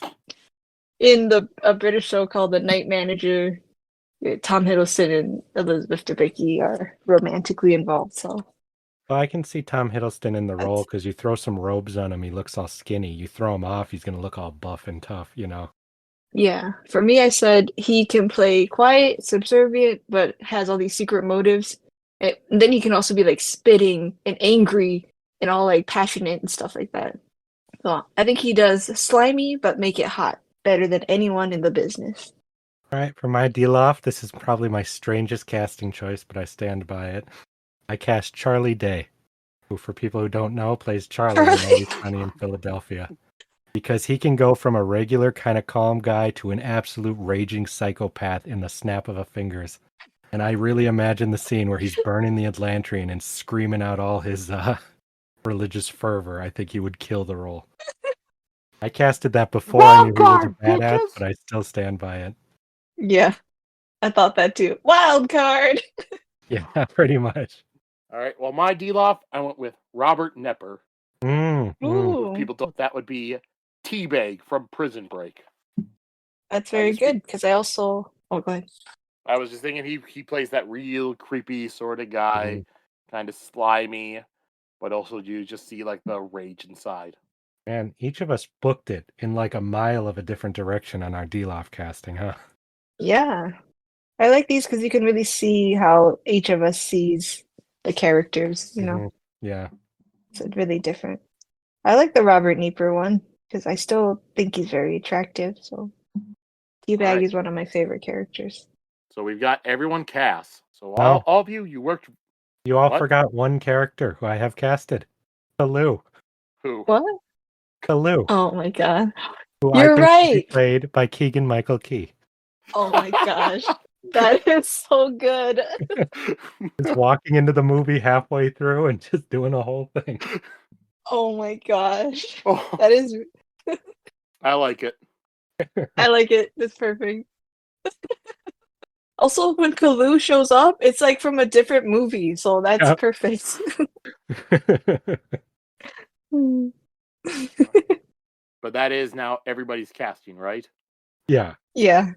All right. Well, clearly, you all worked on it. You're going to get your TV show made. You got everyone cast. But now you get one problem. Something you were not warned about earlier because you wouldn't be warned. Now you get some studio meddling. Oh God, no. We have 3 scenarios. So, Sheta, I think, spent the most work on it. So, Sheta, tell me, number 1, 2, or 3. That's your scenario. 2? 2? All right. 1, the studio, they wanted to try to get, they decided to recast your Sereni. No. You get an actress where, she's done plenty of comedy sort of stuff. She has been in a serious role before and has won a Golden Globe for it. But she's also 5'1". So your Sereni has been replaced with Aquafina. Oh my god. No.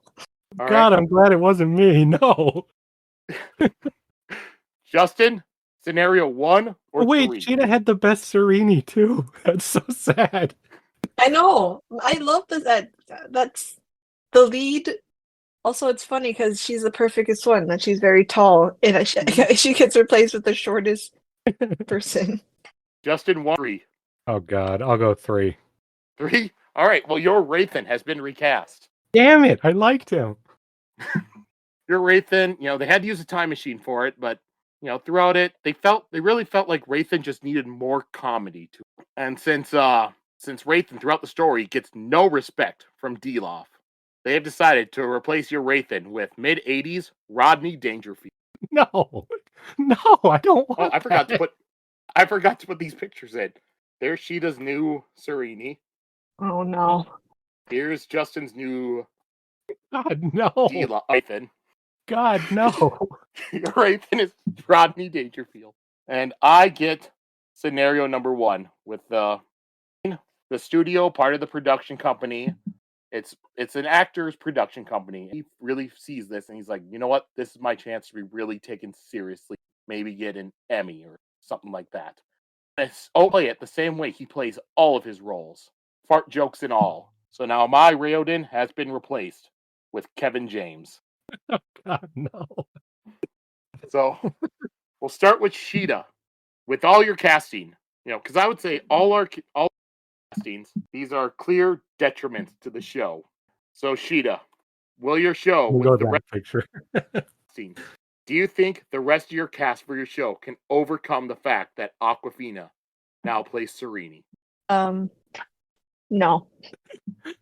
The movie is tanked. It's done. Cancelled. What if she gets a musical number in the middle? Oh, please no. For me, to be honest, I feel like out of these 3, Aquafina's the one that's probably the least detrimental. And she has done some serious acting before and has done well with it. She's horrible. They just she's have horrible. She's fine. You know I don't what? dislike her, but that's gonna ruin the whole movie. If that happens, everyone's gonna think that it's my character insert. Like, oh God, you're right. why did you recast? Like, hey, she looks like me. yeah, I love Aquafina. I really relate with her, but like, everyone's gonna be like, why'd you change her to specifically like an Asian girl, like that's short? Like, I just want to get with Raoden and Wraithen. Like, oh gosh. I would say, I think from the way that you guys wound up picking the numbers, you picked the perfect ones. So Justin, can your casting for everybody else help overcome the fact that your Wraithen is now Rodney Dangerfield? You're telling me we've got Chris Pine, Elizabeth Olsen, and Rodney Dangerfield as our 3 main characters? I think That's they could very do random. it.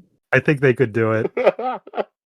I think it would be a very strange flavor to the movie. Oh, and Charlie Day acting off of Rodney Dangerfield. That might have ruined. How are you gonna have Charlie Day doing his thing while Rodney Dangerfield is doing his thing? It's gonna be horrible. You have changed the entire tone of the movie. It's now like a joke. Okay, at least for my movie, I will say Raythan will have less scenes than the other two, so I think we can pull it off. If I'm in charge, we're going to be cutting and snipping every Raythan scene down to the bare bones possible. I just feel like Raythan's probably the. I have to give myself credit for coming up with the Rodney Dangerfield idea. God. Solely from the no respect line. That's all I know. Yeah. All right, Joe, what about you? Kevin James starring as Raoden, the emaciated Elantrian. It fails.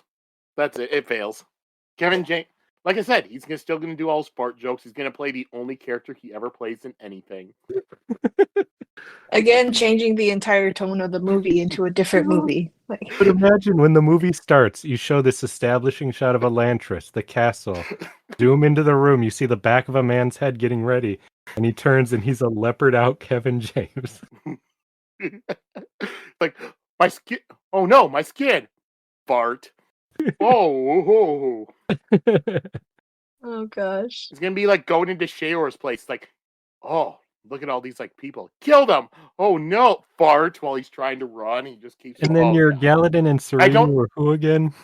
Galadin was Naveen Andrews. Oh god. And Serene was Nicole Kidman. Oh, that's gonna be the funniest part. Nicole Kidman and Kevin James. And then Nicole Kidman falls in love with him even though he's all scarred and hideous. Yeah, but it's like the television shows. You always have the fight, the fat guys, hot woman with the bombshell wife. Yeah, like same way with TV. It's like every Adam Sandler movie. Mm-hmm. I think Naveen Andrews would have a really good straight man to Kevin James. So I imagine he'd just keep putting his head in his hand, like, "Oh, Thule, what the fuck are you doing?" You'll have that "I'll kill you in your sleep" look. Yeah. Joe, you've ruined the movies. All three of the movies. No, this was studio. That had nothing to do with me. These were the studios. Felt like they needed to reach out to and get a wider audience with these choices. They needed more comedy, which is why all three of them are comedians. I mean, Serene's pretty funny, so you know. I think Awkwafina. Like, to me, I feel like Awkwafina is the least detrimental. If they would have to rewrite the stuff with her always being tall compared to others. Besides that, she could probably pull it off. Rodney Dangerfield, they'll just turn him into short jokes. Yeah. Rodney Dangerfield and Kevin James is just a straight no. That the show, it won't work. Or Justin's idea of you pretty much cut Raythan out of the story. Pretty much. Joe, I had Carl Urban in the role. What have you done to me here? I had Grant Gustin got replaced by Kevin James. Carl Urban deserves a leading Hollywood role. He hasn't had a successful one for too long. This could have been his fucking Oscar. Fans are going to be so mad when they find out that he was recasted for a joke. I just want to see Rodney Dangerfield tell Serene, because she'd tell him in this movie that he always loved you. Baby, I always loved you. I don't even know how to start a Rodney Dangerfield impression. It's be like touching his neck, like, ooh. Yep. Ooh, is it hot in here? Oy. That's when he sees her for the first time in the place. He's walking his armor. He sees her. He's like, is it hot in here? Oh, God, no. So the character is going to change now? What? All right. Well, that's going to be our all our fan casting. We'll see what it's like when we come back for the Final Empires fan. All right. So with that, we will pretty much be done with Elantris, and we'll move on to next stuff. But before they do that, I do need to tell you guys some stuff with the Cosmere. That way you can have set your expectations and you're not confused or upset. Because it's not any spoiler. It's not really anything that's meant to be a big surprise. It's something that's just kind of known. We'll go through it. And that's that the Cosmere, it's not just like one set narrative of a story all the way through. You wheel it, you start with Eye of the World, go to Great Hunt, and all that. It's different stories. No, I'm sad. So we're gonna go into Mistborn, and you will not see any of the characters that you have seen in Elantris. I kind of got that from the epilogue, though. Yeah, That same. this is kind of a standalone story. That this was a big Even- story. Is Oh, what I I'd like got to see from it. them. Yep, it's gonna be Yeah. a different planet, different magic systems, all that. Because we'll be leaving. We'll be leaving Elantris, which is on the planet called Sel, S-E-L, and we'll be going to Mistborn, which is on the planet called Scadria. Wow. I can't do But- that. But we are not Can't do- going to be done with Elantris. There are still going to be future Elantris books. They're not written Okay. yet, but they are coming. So Brandon, he has a book coming out December. Then after that, he's already announced like his next books. He has 5 books planned next. He's going to be writing 1 trilogy and then books 2 and 3 of Elantris. Those are going to be his next projects he's going to be doing. So we'll be going back to Elantris. And we do not much, but we do know just like 1 or 2 things about the next Elantris book. And this goes back to why the kids were in the first one. They're going to be the main characters in the next Elantris. Oh my gosh. It's still going to be the 3 character structure, but it's going to be KZ, Daorn, and Adian.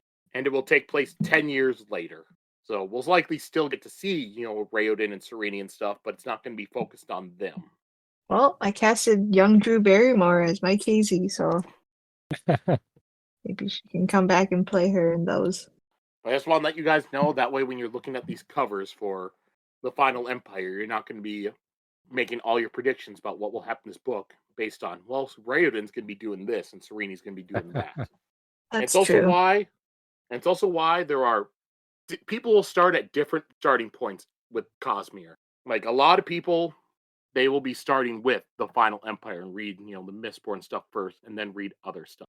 Like there's 3 different starting points that work, and that would be either Mistborn, Warbreaker, or Elantris. I chose Elantris because it was his first published book, and it's that way you're not going to be reading later stuff and go back to his earlier work that may not be as polished. I always prefer to read by publishing order myself, so I'm good with that. Yep. Later stuff will not be directly in publishing order, but it will. I have a reasoning for where I put. But we'll be good. Final Empire next, which would be which was his next book, and this one was published July 17th, 2006, so just a little over a year later. And it'd be either, as I've said before, it's either called Mistborn: The Final Empire. Some of the labels will just say Mistborn. The Final Empire pretty much gets dropped from the cover of the book, but that is the name, is The Final Empire. So once again, I will put the covers up on here, see what you guys' thoughts are. And if anybody out there wants to follow along, I will be posting this to our Twitter at CosmereCron, so you can look at the covers as they do. First one will be the first, cover, the U.S. hardcover. Is this a modern cover? Nope. Oh, this we're is doing it right now? 2006. Yep. Oh, is this James Jean? Looks like it. What? Looks like it. Being the artist. I'm not gonna know. Okay. He does a lot of comic covers and stuff. Oh, that looks very different. Mm, I'm gonna guess we've got mist magic of some sort, where they fly around in the mist. That's all I got. Looks like we got a blind guy up front. That's my observation. yeah. A lot of very actiony looking. Well, there's multiple weird guys. There's a guy sticking out his... No, there's multiple bald weird guys. So maybe it's some version of Elantrians? I don't know. All right, and I did look it up. Looks like the cover artist for this is John Foster. I see. So that was the original hardcover. With the first mass paperback cover of the United States. What am I even looking? Lady who shoots lightning? That's what I got. Fighting a dude with a scythe in the background. I far prefer the hardcover. Are there cover. centaurs? I don't see that. Animal people. There's a big crow in the front, so maybe there's animal people. I didn't even notice the crow. Next, we'll go with the second U.S. mass paperback cover. Man, Robin Hobb sure loves these books. He's quoted on 2 of them. So this lady's got a mist cape, so there's definitely some mist aspect to the book. That's not just a title. We got another city in the background. So Yeah, I don't know. This almost looks like a young adult novel cover, honestly. Yeah. Looks like this one might be starring a female lead, though. Not that Serini wasn't a female lead, but You know, she wasn't the lead. she also has a little dagger and everything. One other time she had a dagger. Oh, This kind of looks like a superhero comic or a superhero book. because of the cape. The cape, It the flying around, the action. looks like one of those teen novels where they've got like a power and they're fighting the government, you know? That's funny. Now, this one will be the 4th U.S. mass paperback cover. We got a stained glass window being blown open by some light, so I wonder if religion is another back to this book. Yeah, that's true. I'm getting a lot of those vibes. It's like a big cathedral type building. They really do a good job at Yep, throwing it a is. light net with these covers. Was that Sheta? It is your teen rebellion against the authority. The next will be another U.S. cover. It said it was young adult paperback, so I don't know exactly what that meant, but some sort of way that was marketed as young adult. Yeah, that looks like a young adult cover. A more photorealistic girl sneaking around in the mist with some daggers. Oh, for sure. This is Arya's spin-off book. It's interesting looking at all these covers. You can see the second one for the paperback. The first paperback is going for the more fantasy crowd. The second one with the pink lettering and different kind of thing is going for a younger, I think probably female crowd. The third one's going for the like, you just grab a book that looks cool crowd, you know, like at the airport or whatever. And then, yeah, this one is definitely going for the teen crowd again. Yeah, and I think that third one with, just the glass shattering also feels like it's getting more of the modern covers are. Yeah. You look at the Song of Ice and Fire covers. You had the original covers for those were awesome, like fantasy artwork stuff. Now it just says a Game of Thrones. It has a sword on it. Yeah.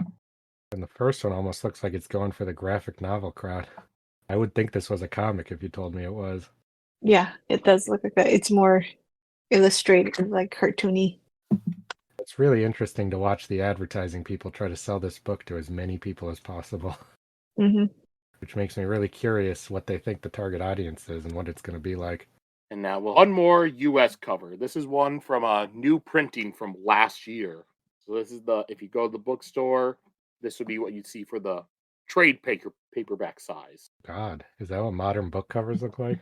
Looks like it's an anime.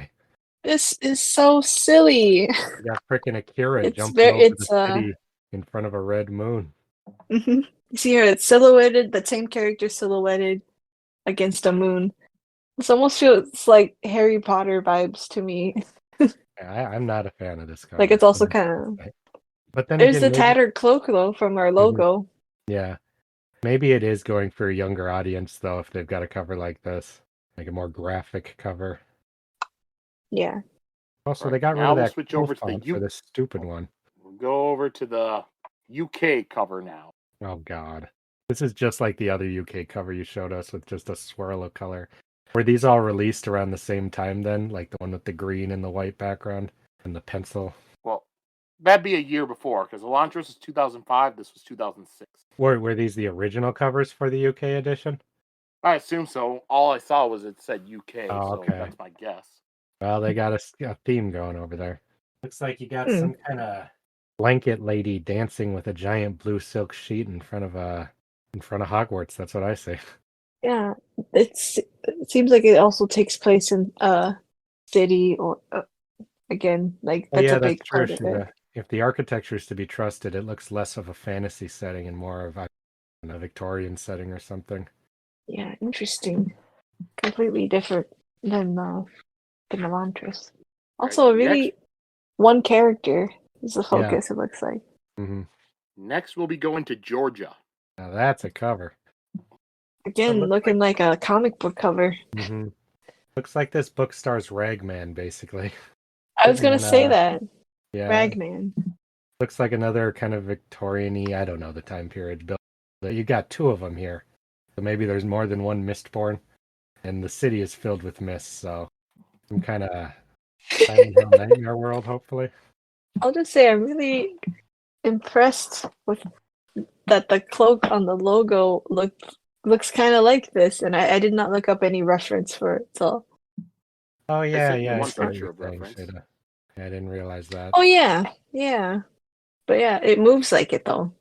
Yeah. Well, I'm really hoping for some tentacle cloaks. That would make me happy. Well, next we'll be going into Romania. What the fuck? Sexy romance novel. So you got Geralt of Rivia Have wearing a one of these cloaks with a Buxom Yum lass now. yeah, like a busty girl in a corset, looking like she's from a western. No, she looks like a I romantic guess you could say period. Victorian again. Yeah, that too, yeah. She's also bent over, like, can I clean your mead cups from you? No, she's bent over like they're walking towards something scary. She's ready to something. I wonder if the gesture of the man kind of hand to heart is anything, or if it's just a random weird pose. Well, you know how these other country covers can be. More interpretive, Mhm. more weird. Or nothing to do with the book. Yeah, I wonder if this girl is even a character, or just nope, doesn't show up. Like, This could not be more different than the American, the pink titled American cover one. yeah. All right, next we'll go to the Czech Republic. What is this, the DVD menu for Buffy the Vampire Slayer? She's got an awkward photo on a very weird background. Looks like she's wearing a cloak. digital collage background. Yeah, yeah. It is. I don't know how much to take from these ones. Really looks like a cover of from the time though. Kind of reminds me of Animorphs too, with how it's with the style. Oh, you got that same kind of architecture in the background, though. We've still got mist in the background, person with a cloak on, so that's been the common theme, those three things. Is this the buxom girl? That's funny. Who would also be the dagger girl She's from not earlier. buxom. Yeah. It'd be funny if they randomly drew her busty or the because that's what sells in Georgia apparently. That one was not Georgia. That one was.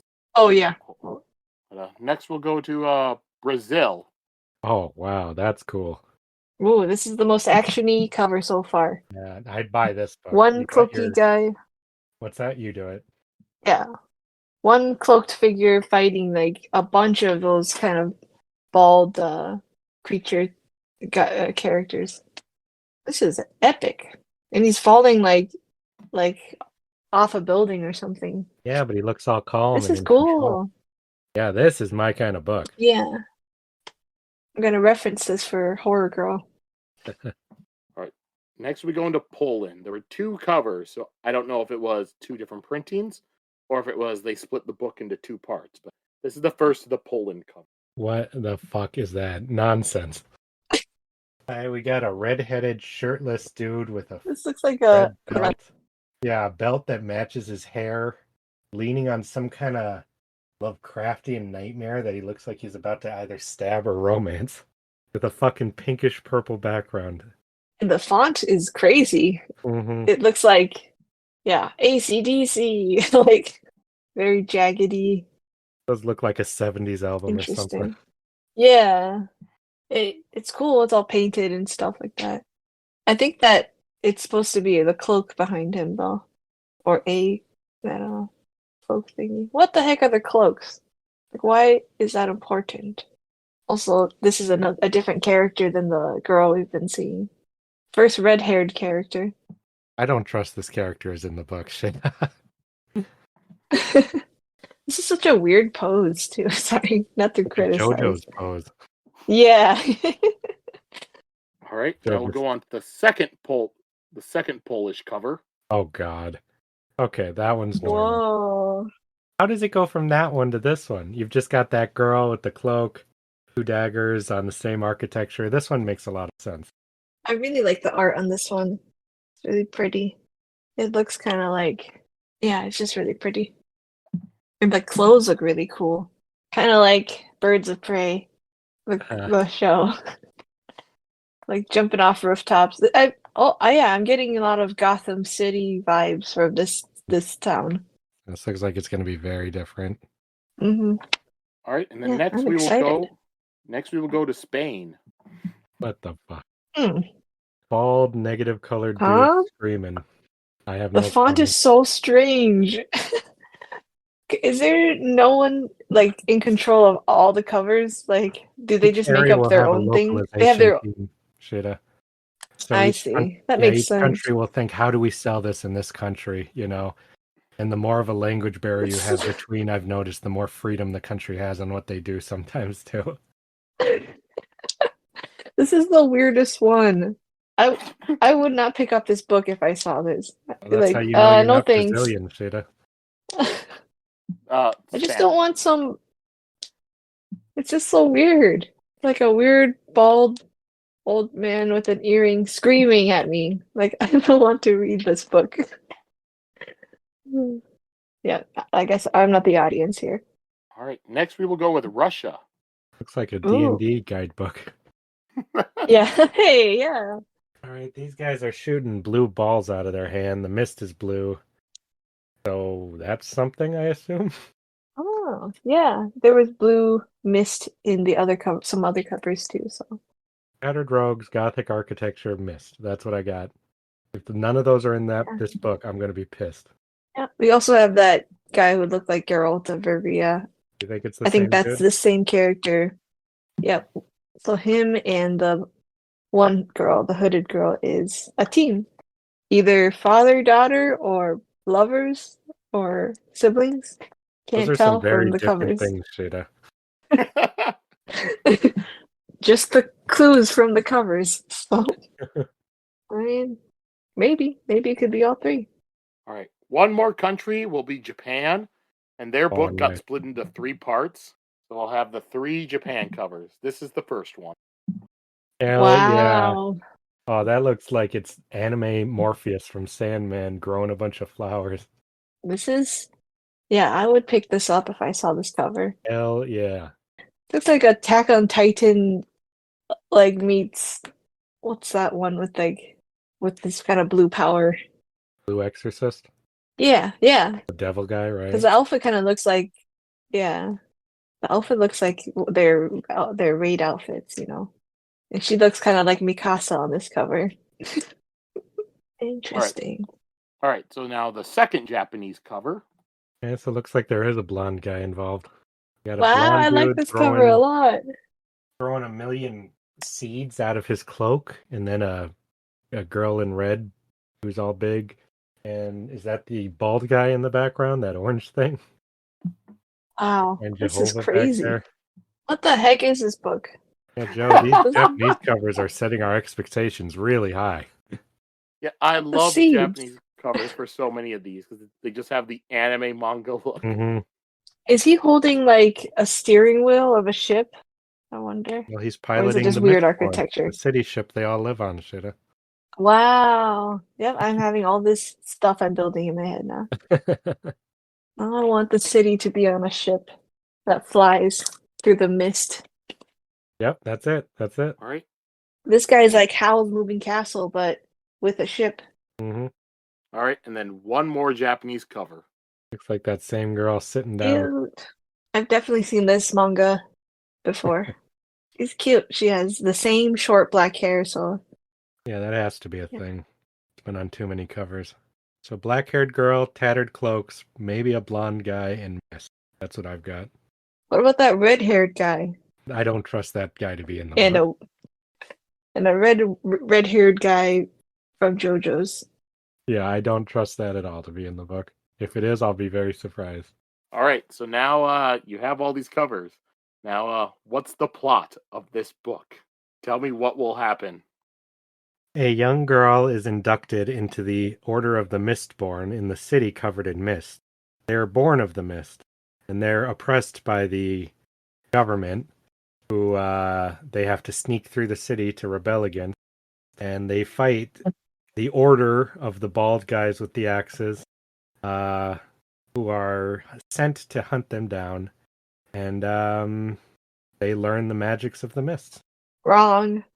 It's clearly about a young girl and her family of Mistborn, like just a ragtag group.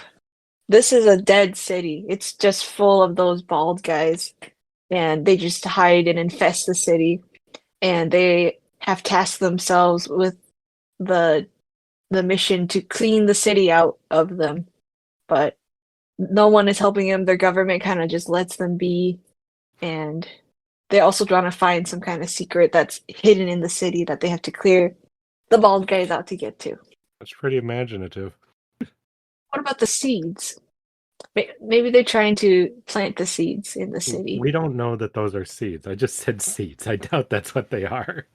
Maybe They they're look the like mist pellets. seeds. They're the mist pellets that explode into mist. That's stupid. No, there's wheat. There's plants. In one of the covers, the girl's holding a small bottle in her hands. I think they have to drink those. They're potions. Well, sounds like Okay, fact to that's me. it. All right. So you have the covers. You have the your what you believe the plot's going to wind up being. So I'll give you with next week we will be starting the Final Empire, or also called just straight Mistborn, and we'll read the prologue and then chapters 1, 2, and 3. Sounds good. Yep, that's what we'll have for next week.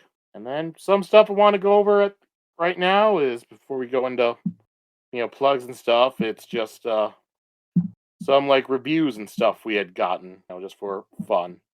Fun, or is this going to make us cry? Oh yeah, I'm sad. Well, we'll see. So we'll go with an email we had gotten from somebody named Janzi. All right, so what up? Joe, you do a great job hosting and letting Justin and Sheta give their thoughts. Y'all get off topic at the perfect amount where you don't get off topic too long that becomes jarring, but get a good idea of your thoughts on other media. I've always been a fan of Elantris, even if it was one of Brandon's lesser works. Justin and Sheta already are enjoying this book this much so far, then they're going to be overjoyed with the future books they will read. Keep up the good work, and you'll continue to gain more listeners. Sheta's ships are crack, though. Funny, but crack. What's that mean? They're terrible. Crack ship would be just something that's just kind of like, what? Is typically your first response. Well, she's already shipping characters just based on these covers. She did that last time, too. I'm not. They did it with the buxom girl. Well, thank you for your kind words. Yeah. And then Yeah, I'm glad. On our YouTube, we did get a couple comments on one of the videos. So it looks like this would have been, when we did chapters 14 through 17. And just a guy, looks like his name was Alcade. I've been trying to follow along on my own, but I broke down and binged the rest of the book. Thank you for sharing your ideas and theories. Wow. I'm glad he enjoyed the book. Yeah. I wonder if that was when I also wanted to read forward. I think it'd be hard to keep up to pace with a podcast reading if you can just sit there and read it instead, Yeah. And if you could still listen to the podcast after you read it too. Like a couple other comments. This one's actually from another Cosmere podcast called Cosmere Connection. Now, I don't know who left this because that show has about 5 different hosts. But they were just saying that they, first that they think they found a new show to binge, and then I responded to them, and they said, yep, from what they've seen so far, they've loved it. yay. So we're getting stuff from other Cosmere podcasts. Fun. Joe, I like how you say you responded I'd like to listen back, too. but not what you said. So I'm assuming you're like, fuck off.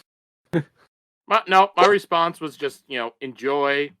I hope you like it, and that I had recently heard them on the Cosmere Reads podcast. And since then, I've also been listening to their podcast. Sadly, since we're avoiding spoilers, we really can't go listen to other ones, but Yeah, Right, that's then. very heartening to hear, so I'm really glad. some professionals, Yeah, from professionals. professional core mirrors, I will call them. Or mirrors. Core mirrors. They're of the core mirror. You mean Cosmere? Yes, not core mirror. God damn it. Oh, okay. I was like, isn't that from That's a something city else? in D&D. Yeah. Well, I just got And kicked just off the podcast. It's okay, it's only our first book. And then just some reviews on Apple, from Jansmo, fun Cosmere podcast. Y'all are getting better as you do more episodes. Fun and funny. Keep up the good work. If y'all like Elantris, it only gets better from here. Yeah, that seems to be the sentiment. It's got to be fun for people who've read it all to be like, oh, they thought this was good? Just wait, you know? And another I'm one, excited. Yeah. E Quarters, Cosme Reread. As someone else in the Cosme podcast, I've enjoyed what I've heard so far. Can't wait to listen to everything, but I'm going to hold off majorly when our show covers Elantris so we can see what new readers think. Keep enjoying Brandon's stories, and I'm sure you'll laugh, cry, and beg for more like the rest of us. Read on. Well, there's a lot more to read, right? No shortage of books. Yep. I'm sure you feel the Plenty different out when you there. get caught up. And if anybody else wants to contact us, leave reviews, on Apple or other places. I'll try to figure out how to look up reviews. No horrible, YouTube's also an easy way. profanity-laden, offensive reviews yet? Not that I've seen. Oh. If you want to follow us on, the site formerly known as Twitter, now known as Key, a most ancient letter, we're at CosmereChron, CosmerChron. If you want to, contact us directly, CosmereChronicles@gmail.com. And then Justin Sheta will have their own plugs for ways to contact or ways to support them. You can find my comic books and my art at Instagram, X, DeviantArt, and even Patreon. Very exciting stuff if you like stuff that is exciting. So come see it. My Instagram is Sheta_low or mermaid_machete for my cosplay and outfits. And I am just starting to do reels, so I'll do probably art reels and a YouTube of me putting together my Nico Robin cosplay.